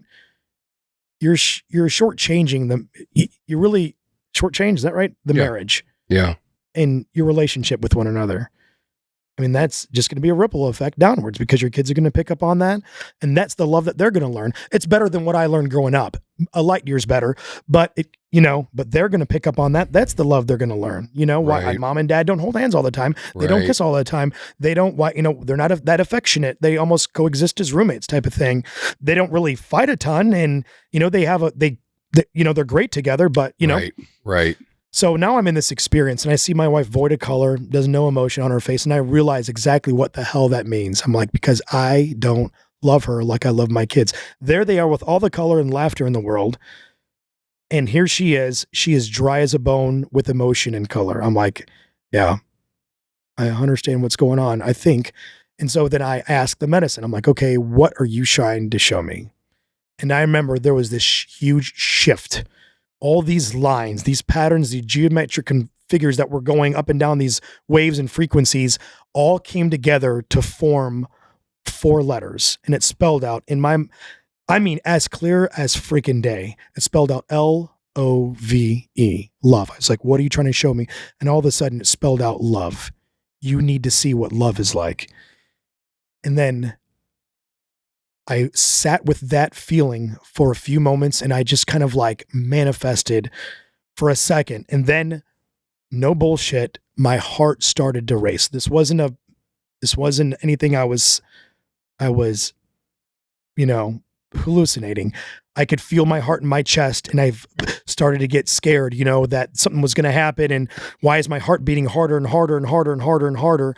And then now back in this like psychedelic realm that I'm in, I like kind of look down and the only thing I can kind of compare it to is there's the movie like E.T. and E.T.'s like his body cavity is kind of translucent and you can see through it into his heart. You know what I mean? You can see his heart. Yeah. So I looked down and I could see like this glowing red inside of my chest. Like my chest was translucent. I could see my heart beating in there. And then all of a sudden, like my chest was a zipper from my sternum all the way down to my stomach. It just opened up. And then I'm in this space, going through this journey, and then my chest opened up and then my heart like shot this giant ray of this radiant red color. And now I'm seeing color for the first time because everything was black and white at the moment. So I'm seeing this color and it shot into my wife and like from her head all the way to her toes. From her toes to her head, she filled up with like all of her beautiful color that she naturally has. And then in that moment, I experienced what it was like to love my wife with all of my heart for the first time in our marriage since we got married in, well, we've been together more than 10 years, but we were married in 2017. And however that happened, ayahuasca let me open up myself, being vulnerable, softening up, having a hell night on night one, sitting with the breath ceremony, having this emotional release, all these things I feel like accumulated to having that experience, to finally letting this guard down, this thing that I didn't even know was on my fucking radar when I went down there. Like I hadn't even thought about, oh, maybe you should learn to love your wife like you loved your kids. That needs to be intention number one, because I had buried that thought so deep inside me. Like it was like, I just want to be a better husband, better father, better, instructor for my, apprentices, I want to be better to my body. I had these things that I wanted, but that was not even on my damn radar. I hadn't even thought about it. And in that moment that I was in, seeing my wife void of color and emotion, being like, what are you trying to show me? What are you showing me? And it was like, love. You need to see love. And then all of a sudden my heart pounded. I looked down, my chest split open. This red light shot out into her, filled her up from foot to head with this color. And then I experienced loving my wife for the first time. I mean, fully, with this rage, wildfire type of love, loving her for the first time with all of my heart, not just a little bit, but with everything that I had, like the way that with marriage was intended, the vows that we gave. Yeah. And I experienced what that like was the first time, and it didn't stop. Like I have that love for her as we talk on this podcast, and I brought it home with me. And, to kind of, we can kind of go back, but, I brought that home and I was able to sit down and I told her, and I looked at her, we had a conversation. I told her how I felt about her before ayahuasca and what ayahuasca was able to give me. And we cried, I cried. It was emotional. It was beautiful. She, being the freaking rock that she is, the goddess of my life, she completely understood, and she did not hold anything over my head. She's like, no, she's like, I'll need time to process that, but thank you for sharing that with me. And Chris, I love you with all my heart. And I'm so glad that you were to experience that. And I understand why, you know what I mean? Just again, man, her being the way that she is 90% of the reason why I'm able to experience what I'm able to experience. So that was such a huge moment for me, being able to go home and tell that to my wife, feeling somewhat nervous to share that with her, being like, I have something I want to tell you that I've kept from you for a long time, that I felt broken and I wasn't able to love you the way that I feel like I should have. And I was never going to tell you. I just thought I was broken. I will never be able to experience. And this is even after Mexico. Mexico fixed so much stuff, but I mean, everything I happened in Mexico wasn't I'm still, again, my diet got back into shambles a little bit, I mean, I can get frustrated and upset at things, but I'm having that moment, that third person where why am I getting upset? And one of the things that obviously didn't get taken, and I said this last time, psychedelics, how I love to explain this, the medicine, no matter what the fuck you're going through in your life, it's most likely going to take care of the sharks closest to the boat. Right. If I'm in a canoe in the middle of Shark Bay Ocean, wherever, Shark Bay, and there's a shark 300 yards away, and there's a shark 300 yards away, it's not going to take care of the one over there. It's going to take care of the one that's getting ready to attack you. What is the most, though? That's why Mother Ayahuasca knew, before family, before work, before your diet, all these other things, let's take care of getting you able to love your wife the way you love your kids. Because that is going to be able to create a much more healthy environment for your home.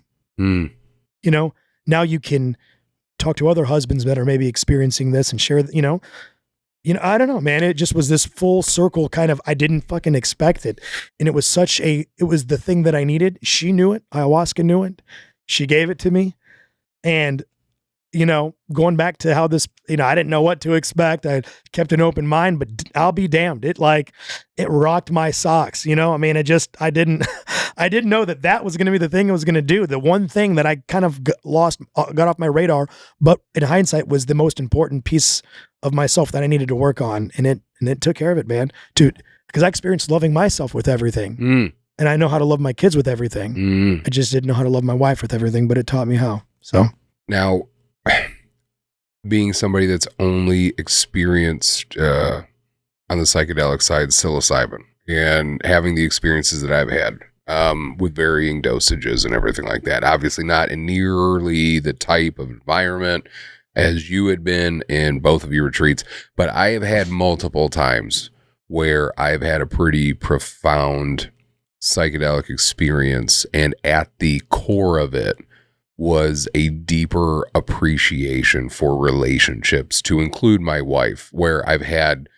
just an overwhelming amount of gratitude and love and all of those things. And I just feel like and again, just speaking with psilocybin, but the vibes that I'm getting from you when you talk about both ayahuasca and 5-MeO, the ibogaine, is like, it strips away, the medicine strips away at all of the external superficial bullshit to get down to the fundamental things that make you who you are and give you what you need. And I feel like that is part of the beauty of a lot of these experiences, because like I said, one of the last ones that I had that I was telling you about, Brad. Yes. Where I was just so overwhelmed with love for my family, both my wife and my kids, in this beautiful moment that I felt like I was trapped in the most perfect way. Like that I was just crying. I was just emotional about it. Been there. You know what I'm saying? Where you're just like, this is it. Yeah. This is everything. This is the win. This is success. This is everything I ever wanted to experience or have in my life. And I have it right now. Like, how thankful should I be? And like, that's like, fuck, man, that's a beautiful thing. That's a beautiful thing to get to experience. And then just to remind yourself of, like you said, the love that you need to have for your wife. Like, that's a beautiful thing, man. That is so, I love that entire experience for you, even the shitty part. You know what I mean? In the, you talked about the shitty part. It's like, kind of like walking through the darkness to appreciate the light. Yeah. And that's kind of what I took from that. You know what I mean? I was so much more appreciative of that second experience because of what I went through the first ceremony. And I'd rather have it that way than the other way. Yeah. I wouldn't want to be the other guy who had a great trip first night, saw you have the bad trip, and then going to the second night, I'm like, oh no. That's gonna be me this time. Yeah. Oh my. So as far as integration and everything afterwards, you brought up how important integration was with the ibogaine and 5-MeO. What was your integration process like with ayahuasca? Man, one of the pillars, in my opinion, it could be different from a lot of people, a lot of different opinions on this, but one of the pillars for me for the integration has been the community of these 25 veterans that I was with. Before, don't let me forget to talk about the integration circle, because that kind of ties into. So before I went to Maine, we were in this giant group thread in this app that they had us download. We're all in one big app that we could message each other. And I ended up turning off all my notifications because I didn't know these people. And it wasn't because I didn't trust them. I just didn't know them. But, I'm not a huge fan of being in group texts because it just, your phone's constantly ping, ping, ping, ping. Right. And there was 25 people in one text, and they were, putting videos of chickens and goats and weird things on there. Vets, weird just shit. Being weird vets, And I was like, okay, I was getting annoyed by it. I'm like, I just need to relax. I need to turn it off. So whatever. It's funny, when I came home, like, dude, I hadn't even gone to the damn airport yet. And I'm like, I got to turn that fucking thing back on. Oh yeah. I don't want to miss what any of these people have to say, because we went through this integration circle. Okay, after the first ceremony, we went around, how was everyone's first ceremony? Right. Second one went around, how everyone's first ceremony. And listening to the people, man, it wasn't as impactful as my own ceremony, but it was super profound for me to hear the testimonials of everybody and how they were impacted, because it's like watching a YouTube clip of seeing of a feel good clip. You know what I mean? It gives you to know that person donated money, or that homeless guy found this, or that person helped the person across the street, whatever, Inspirational, motivational. So I'm seeing that firsthand, and all these stories go around the room, and I'm like, I almost cried because of the people that and talk about Joe that was sitting to my right. He had awesome second ceremony as well. So getting to hear him talk about his, and I got to share mine. My impacted people, you know, we're all coming up to each other afterward, being like, thank you for sharing that. We're connected. The freaking science behind putting those beds so damn close to each other. I'm like, can we get them any closer, please? Like, you could pack them closer. I totally would. It's funny how I felt before and after, with like the group text before and after, the beds before and after. It's like everything, like, I totally get it. Yeah. And so I had that piece, that integration piece that you talked about. When I came home, you know, we still continue these Tuesday Zoom calls, and we have they're called the integration Zoom calls. We go around and we get to unpack whatever we're feeling. We get to be authentic and real. If we're feeling shitty, we get to talk about that. No judgment in the call. If we're having a great, you know, we get to talk about whatever we want. And it's really nice to have that community, because I will say, with the Abigail and the 5-MeO, we were also in a group text. Within 2 weeks after coming home, no one texted each other anymore at all. And it fizzles out pretty quick. And it sucked so much.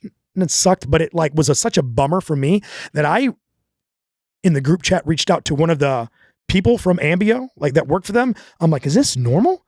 Like, I kind of anticipated we would have this relationship that would last longer than freaking 14 days. And they're like, completely normal. Yeah. With this ayahuasca, and we were all veterans, you know what I mean? Yeah. So we weren't just from all, we were connected by that one thread of all, you know, so I just can't talk. I can't talk enough positive about how awesome it was for us to be, you know, I don't know, man. It just, there are no words. The integration thing for me, the key has been that group, because that makes sense. I can't wait when I wake up and look at the thread to see what people have been posting. You know, even if it's not good, it lets me know that, hey, that someone out there is struggling, and maybe I could offer to them, or other people are offering them, you know, moments of courage. Yep. And you know, we check in with each other. I just got a random text today from another buddy of mine that I friended. He's a Army Ranger named Arlen. Super awesome dude, and he just texted me out of the blue today. Said, "Hey Chris, man, how you doing, bud? I just want to check in on you. Haven't talked to you in a couple of days." Troy, couple weeks ago, checked in on me out of the blue. Hey, just want to, and he may have been making his rounds, checking on everybody, but that's just part of the ayahuasca community. And most importantly, Vines and Valor.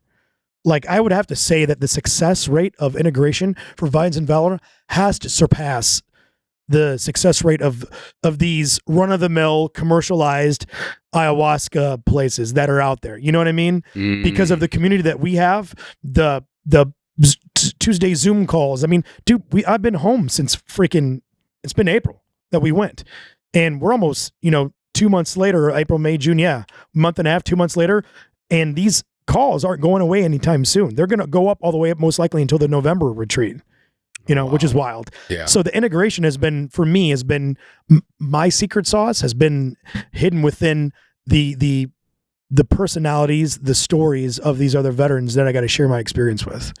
For me, and what's even super cool about that, I wrote my book, you know, about my first experience. I'm writing my second book about this second experience with ayahuasca, and I got permission from 12 of the veterans of the 25 to share their stories. So I'm going to have all these mini stories within my book, and to help, hopefully, you know, magnify or multiply the amount of people that this experience can reach to, because not everyone can experience with childhood trauma like I did. Some people may experience with other stuff, you know. My buddy Joe that I talked about, he agreed to be in the book.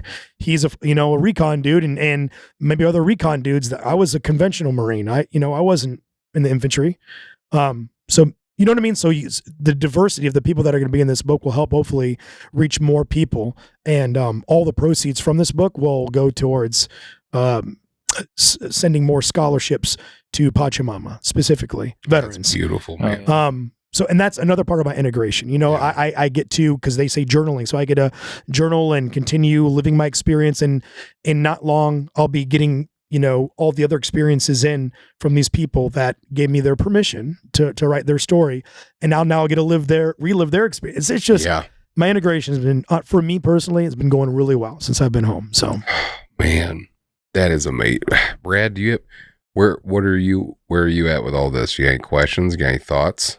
No, it's awesome. Yeah. It's awesome. I mean, it's incredible. I just, so would, We have a. There we go. Sorry. no, you're good. Sorry. It's just those headphones, man. I love that. Like I said, I just love that you had that experience, and I love everything that you're doing afterwards, to include looking at doing a retreat. We are in the early phases of looking at doing that retreat with veterans from our area potentially. And again, all of that, you know, is because of you and because of everything that led up to this, which it's so crazy to think about. I talk about the game. I've used this analogy before, but like the game Mousetrap. You remember the game Mousetrap and how it was like 147 pieces because like this had to happen for this to happen for this to this to this to this to this. So the marble can make it through 48 obstacles to get to where it needs to go at the end. And I feel like so many of these things that happen is just, like you said, the butterfly effect.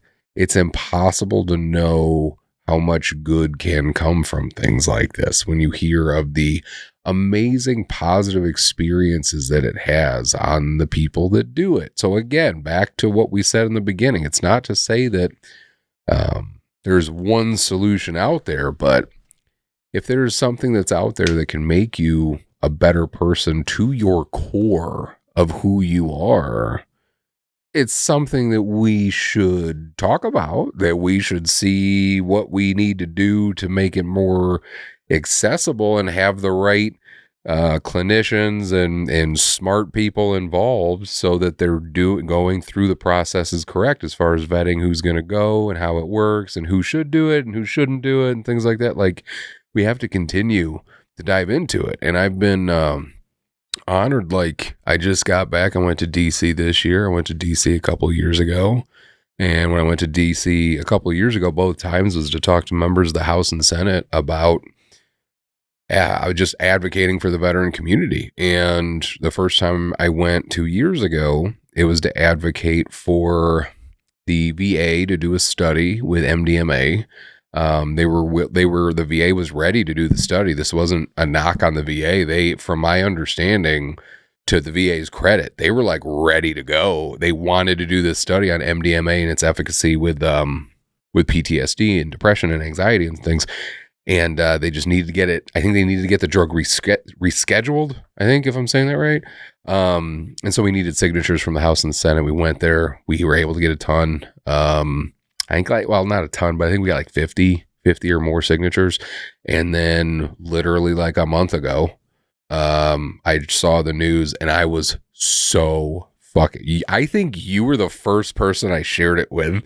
Like, I was so excited when I read that, and I was like, the VA is finally doing a study on MDMA and its efficacy with veterans with PTSD. And it just, to feel like I feel like we're on the right side of history with all this is what I'm getting at. And it's a good feeling. And then the last time I went was to advocate for the No Pain for Veterans Act, which was to urge members of the House and Senate to sign that, to allow veterans to have access to other types of treatment and therapy it was to make other types of treatment and therapy as accessible as opiates, because opiates are super easy for vets to get. The only thing I got to do to get one is I got to call my doctor and say my back hurts, and then it shows up in my fucking mailbox.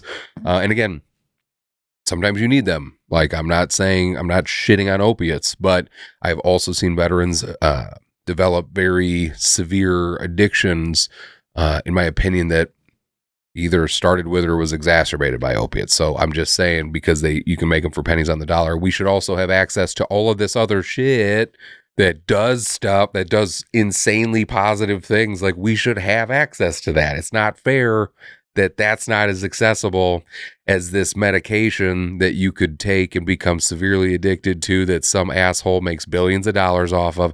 Like, it doesn't feel right. So I feel like we're on the right side of history with this. And the one other thing I wanted to bring up, I don't know if I shared this with you, either one of you guys, but did you guys hear about the 80-year-old woman with the psilocybin.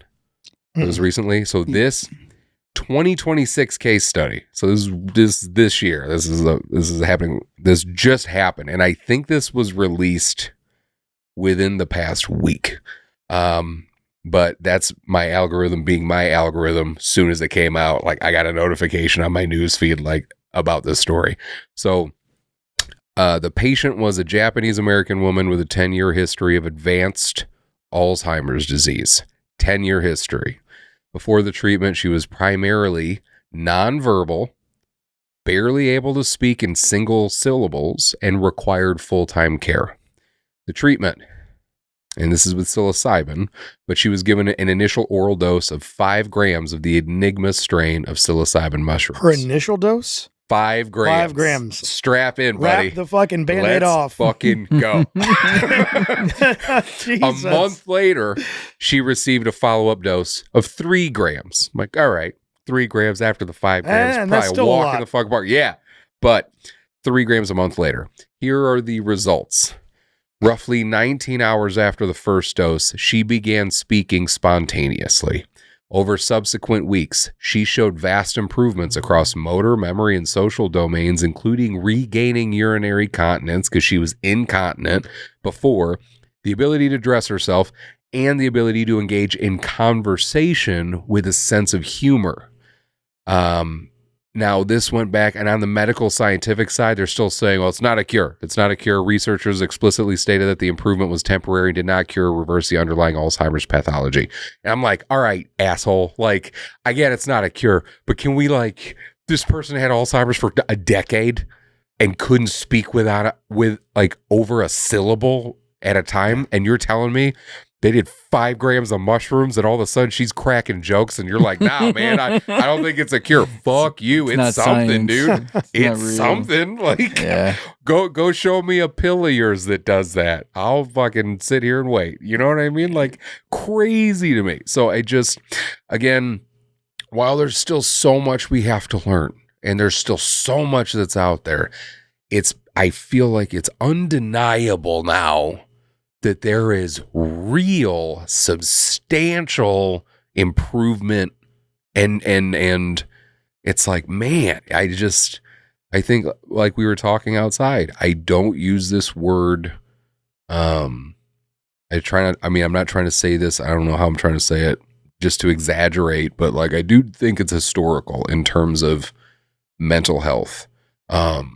As we start to familiarize ourselves more with these things that have been, these medicines that have been used for thousands of years. Yeah. And us being Americans, because we're like, almost 250 years old, we're like, we've never heard of it, so it's probably dumb. It's like, dude, yeah, it's pretty incredible, man. Very thankful. That's why we have to keep sharing this. You know what I mean? And thank guys like you that give me the space to talk about it. I mean, you want to talk about like the butterfly effect. Yeah. So I only knew about Ibogaine, Mexico, because of the Sean Ryan podcast, because this Navy SEAL dude, you know what I mean? This elite dude was talking about his experience, and he had these other SEALs on there. And then Rogan's got people talking about all this stuff. And then I went and did it.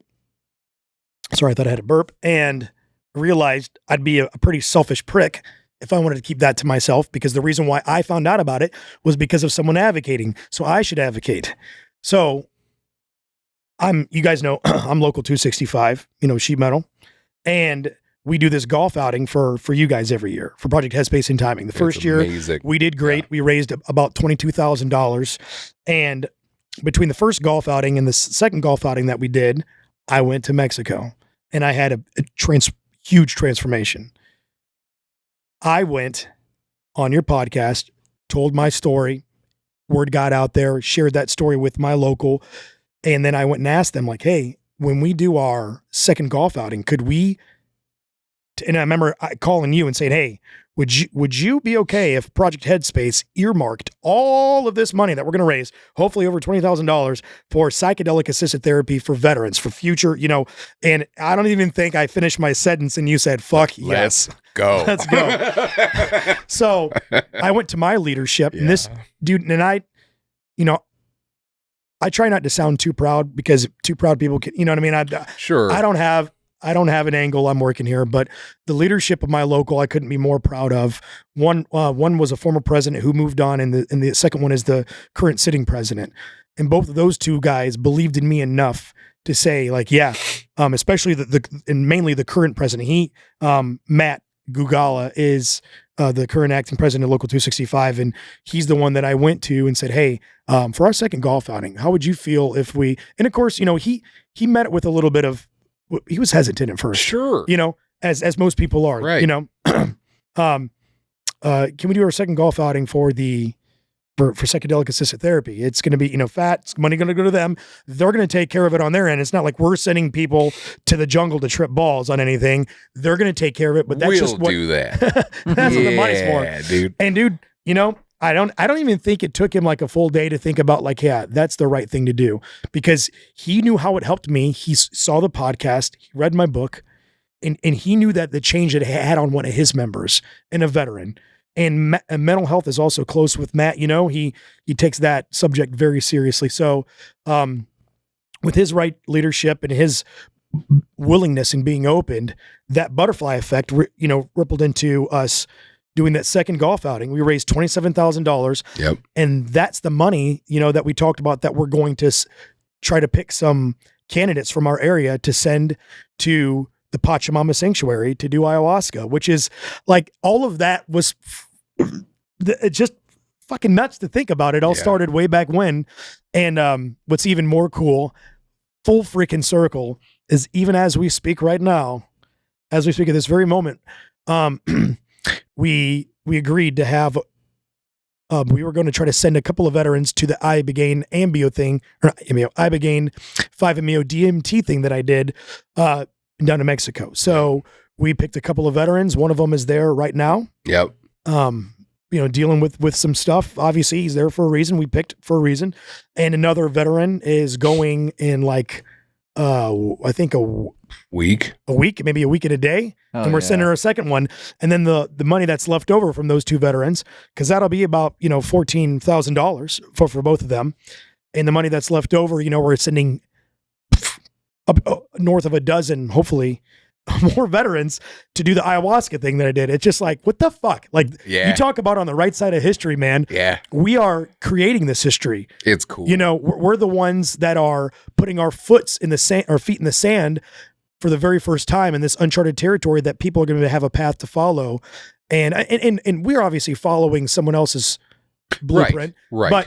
But our local, the amount of, our the belly buttons that we can affect, our local group of people, our small, pond that we live in of the world. It just, because in our group, there was me, and now me's going to become 3 because the 2 guys that are there now, plus the 15. And then that just like a wildfire will exponentially, that's all right, exponentially be able to expand outward. And it's just like, the more momentum it gets, the more it's going to grow, the faster it's going to grow.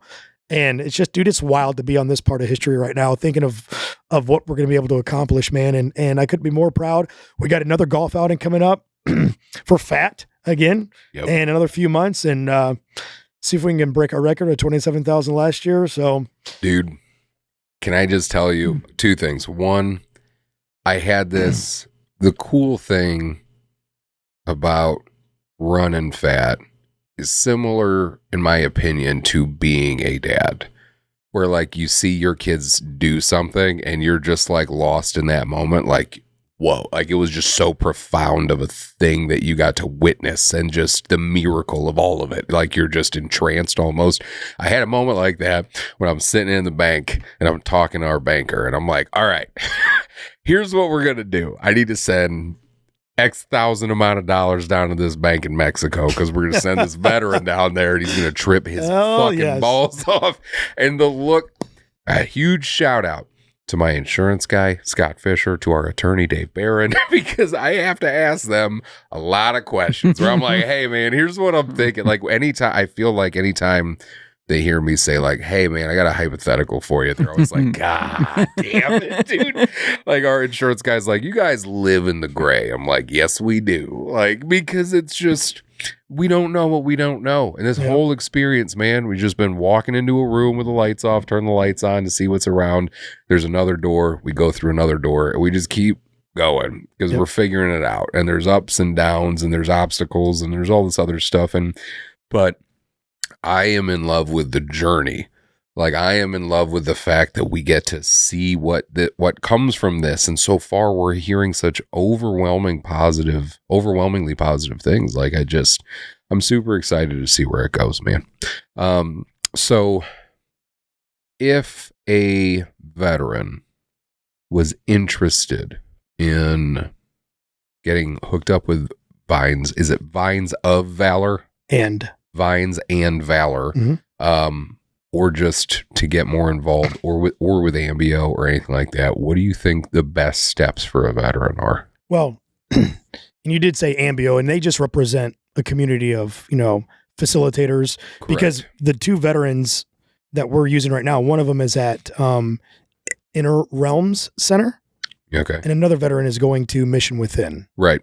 So we're like you said earlier, we're just trying to spread out our resources and see what else, is available. So, what I would say is,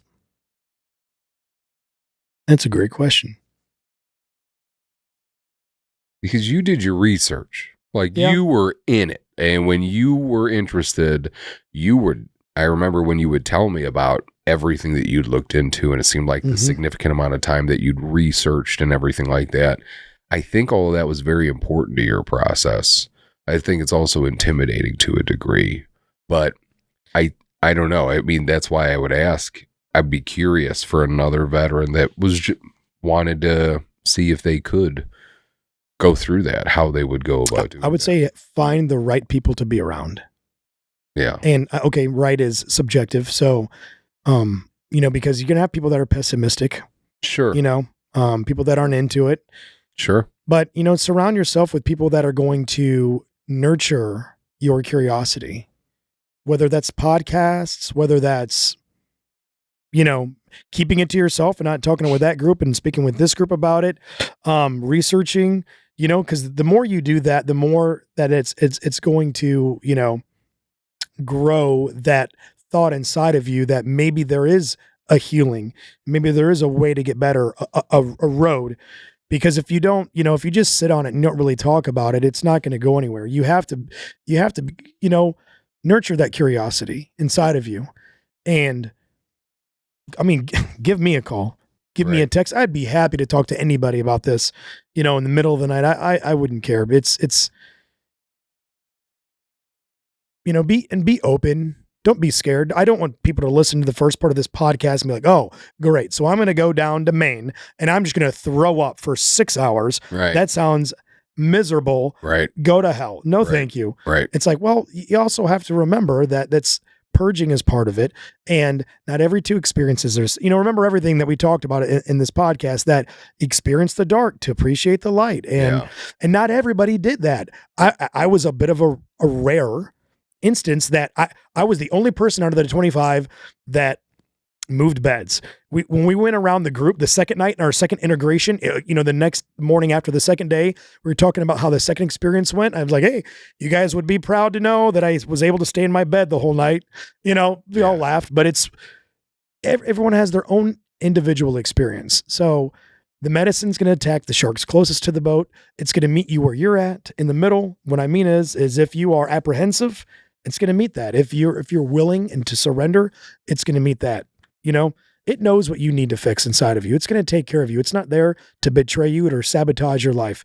It's only there to build you up and enhance who you are as a person and help you. It's just going to grow the positive things. It's not going to make you a worse, because a lot of people say, I hear this a lot for people that are married.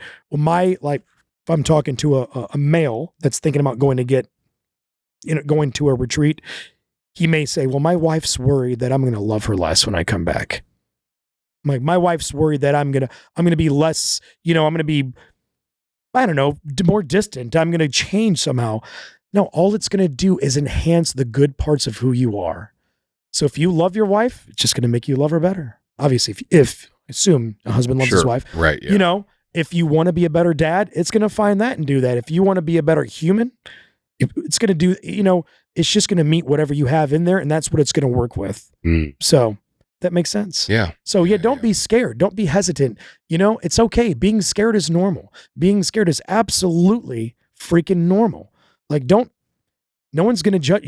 Everyone of all those 25 of us were nervous. There wasn't one damn person in that room that's like, yep, I don't care even someone like me that had sat with, and I think I was the only one in that entire room that had done Ibogaine and 5-MeO. I know there was one other individual that had done Iboga, which is slightly different than Ibogaine. And I'm not educated enough to speak on that, but other than that, I think I was the only one that had done both of those, and I was still even nervous, but that was good. That means I care. That means I respected the medicine. So, like, all that stuff is just part of it. So, and it's also like the other thing that I think has helped so much up to this point is that, and this is something that we probably talked about on the other episode too, that you were on, but the special operations community has been like the tip of the spear with all of it, with a lot of the psychedelic stuff. And it'd be one thing if it was like you'd mentioned earlier, like the conventional soldiers, Marines, grunts. But this is like the best of the best that's doing it. And they're like, nah, this is pretty great. I mean, they're the one, like, it carries so much weight when you see, oh man, now I forget his name, Marcus out in Arizona. He's like a special operations guy. He has an organization that also works with psychedelics, and he's been actively working on legislation in, I believe, the state of Arizona or possibly Colorado, to be able to bring this stuff more into the forefront. And I also think, who was I talking to about this? I don't think it was you, Rick Perry, who was hardcore conservative. Jason Diaz was telling me about this. Rick Perry, so hardcore conservative politician, not getting into politics, but he's a hardcore conservative politician who's against like recreational weed and everything like that. But I don't know if it was his experience or the experience he had around others and veterans is like full on board for, I believe, DMT, ayahuasca, those types of psychedelics and their use in he's mental health. Governor of Texas, right? Yes. Okay. Yeah. So it's like, this is now above party lines and things. This is like, no, it's, as I mentioned before, becoming impossible to deny as far as the results and the positive things and benefits that could come from this. So his I hope I don't jack this up. Someone's going to fact check me and freaking destroy your YouTube page, whatever, So, Marcus Luttrell? Yeah. Lone survivor? Yeah. Okay. Governor, if I'm saying this right, Rick Perry of Texas opened up his home for Marcus Luttrell to live in because Marcus was going through, post, coming home and everything. And they found the Ibogaine clinic, and they sent Marcus Luttrell to do Ibogaine. I believe that's the inception of that story, how he opened up his mind and said he saw what it did for his fellow Texan. Yeah. And then he kind of opened up his heart and his mind to alternative healing. Right. That's not this conventional, stuff crap that's getting peddled around the VA and everything. So, well, and like you said about the president of your union being so supportive, it's like when you're seeing the benefit and how much it improves the quality of life, hard to be against stuff like that. 100%. You know what I mean? Yep. But okay, we did it. It's been a little over 2 hours, but not a lot over 2 hours. Not as long as the last time we came down here to do an episode.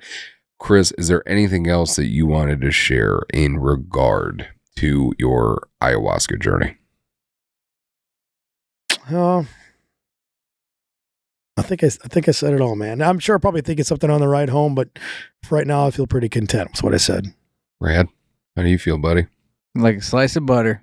Hey, we're back in here. Yes, we maybe maybe we'll get that backlog started. Maybe. We've been talking about it for like 3.5 years. But Yes, one of these, but like have. we talked about before, and you said that my basement studio would never get finished. And here we are. We are slowly but surely. Here Just we are. incremental improvements, man. Yep. That's what matters. Brad, you got anything else to share? Nothing, my friend. Okay. Well, I want to make sure to again thank you, Chris. It's hard calling you Chris. Brad and I have talked about It this. is. It's almost, hey, you just got to say Chris James. Chris I think it's James. because they're both one syllable. It just sounds And better because to say Chris he's James. a fucking rock star. Show the man some respect. Also, because of that, I'm sorry. Stop getting so confrontational about Sorry. him God. again. I fucking love Chris James. I appreciate you I being love here. you too, bro. I appreciate you sharing everything. Oh, I'm 100%, man. very happy for you to have the experiences that you do and to continue to do what you can to help others. And I love you, man. So thanks for being here. Dude, I appreciate you having me, man. Thank you guys for giving me the space to once again share another beautiful experience with plant medicine. Yeah. I love it, man. I love you guys. Yeah, we love you appreciate too. Well, we hope you appreciated and enjoyed this episode. Please feel free to like, share, subscribe. If you leave a comment if you'd like. If you have any experiences or know of any other organizations that experiment in the psychedelic realm, we would love to hear about it. So until next time, this is Eric and Brad signing off. We hope that we helped you go from being freaked out, insecure, neurotic, and emotional to truly being fine about ayahuasca, healing, and the search for meaning.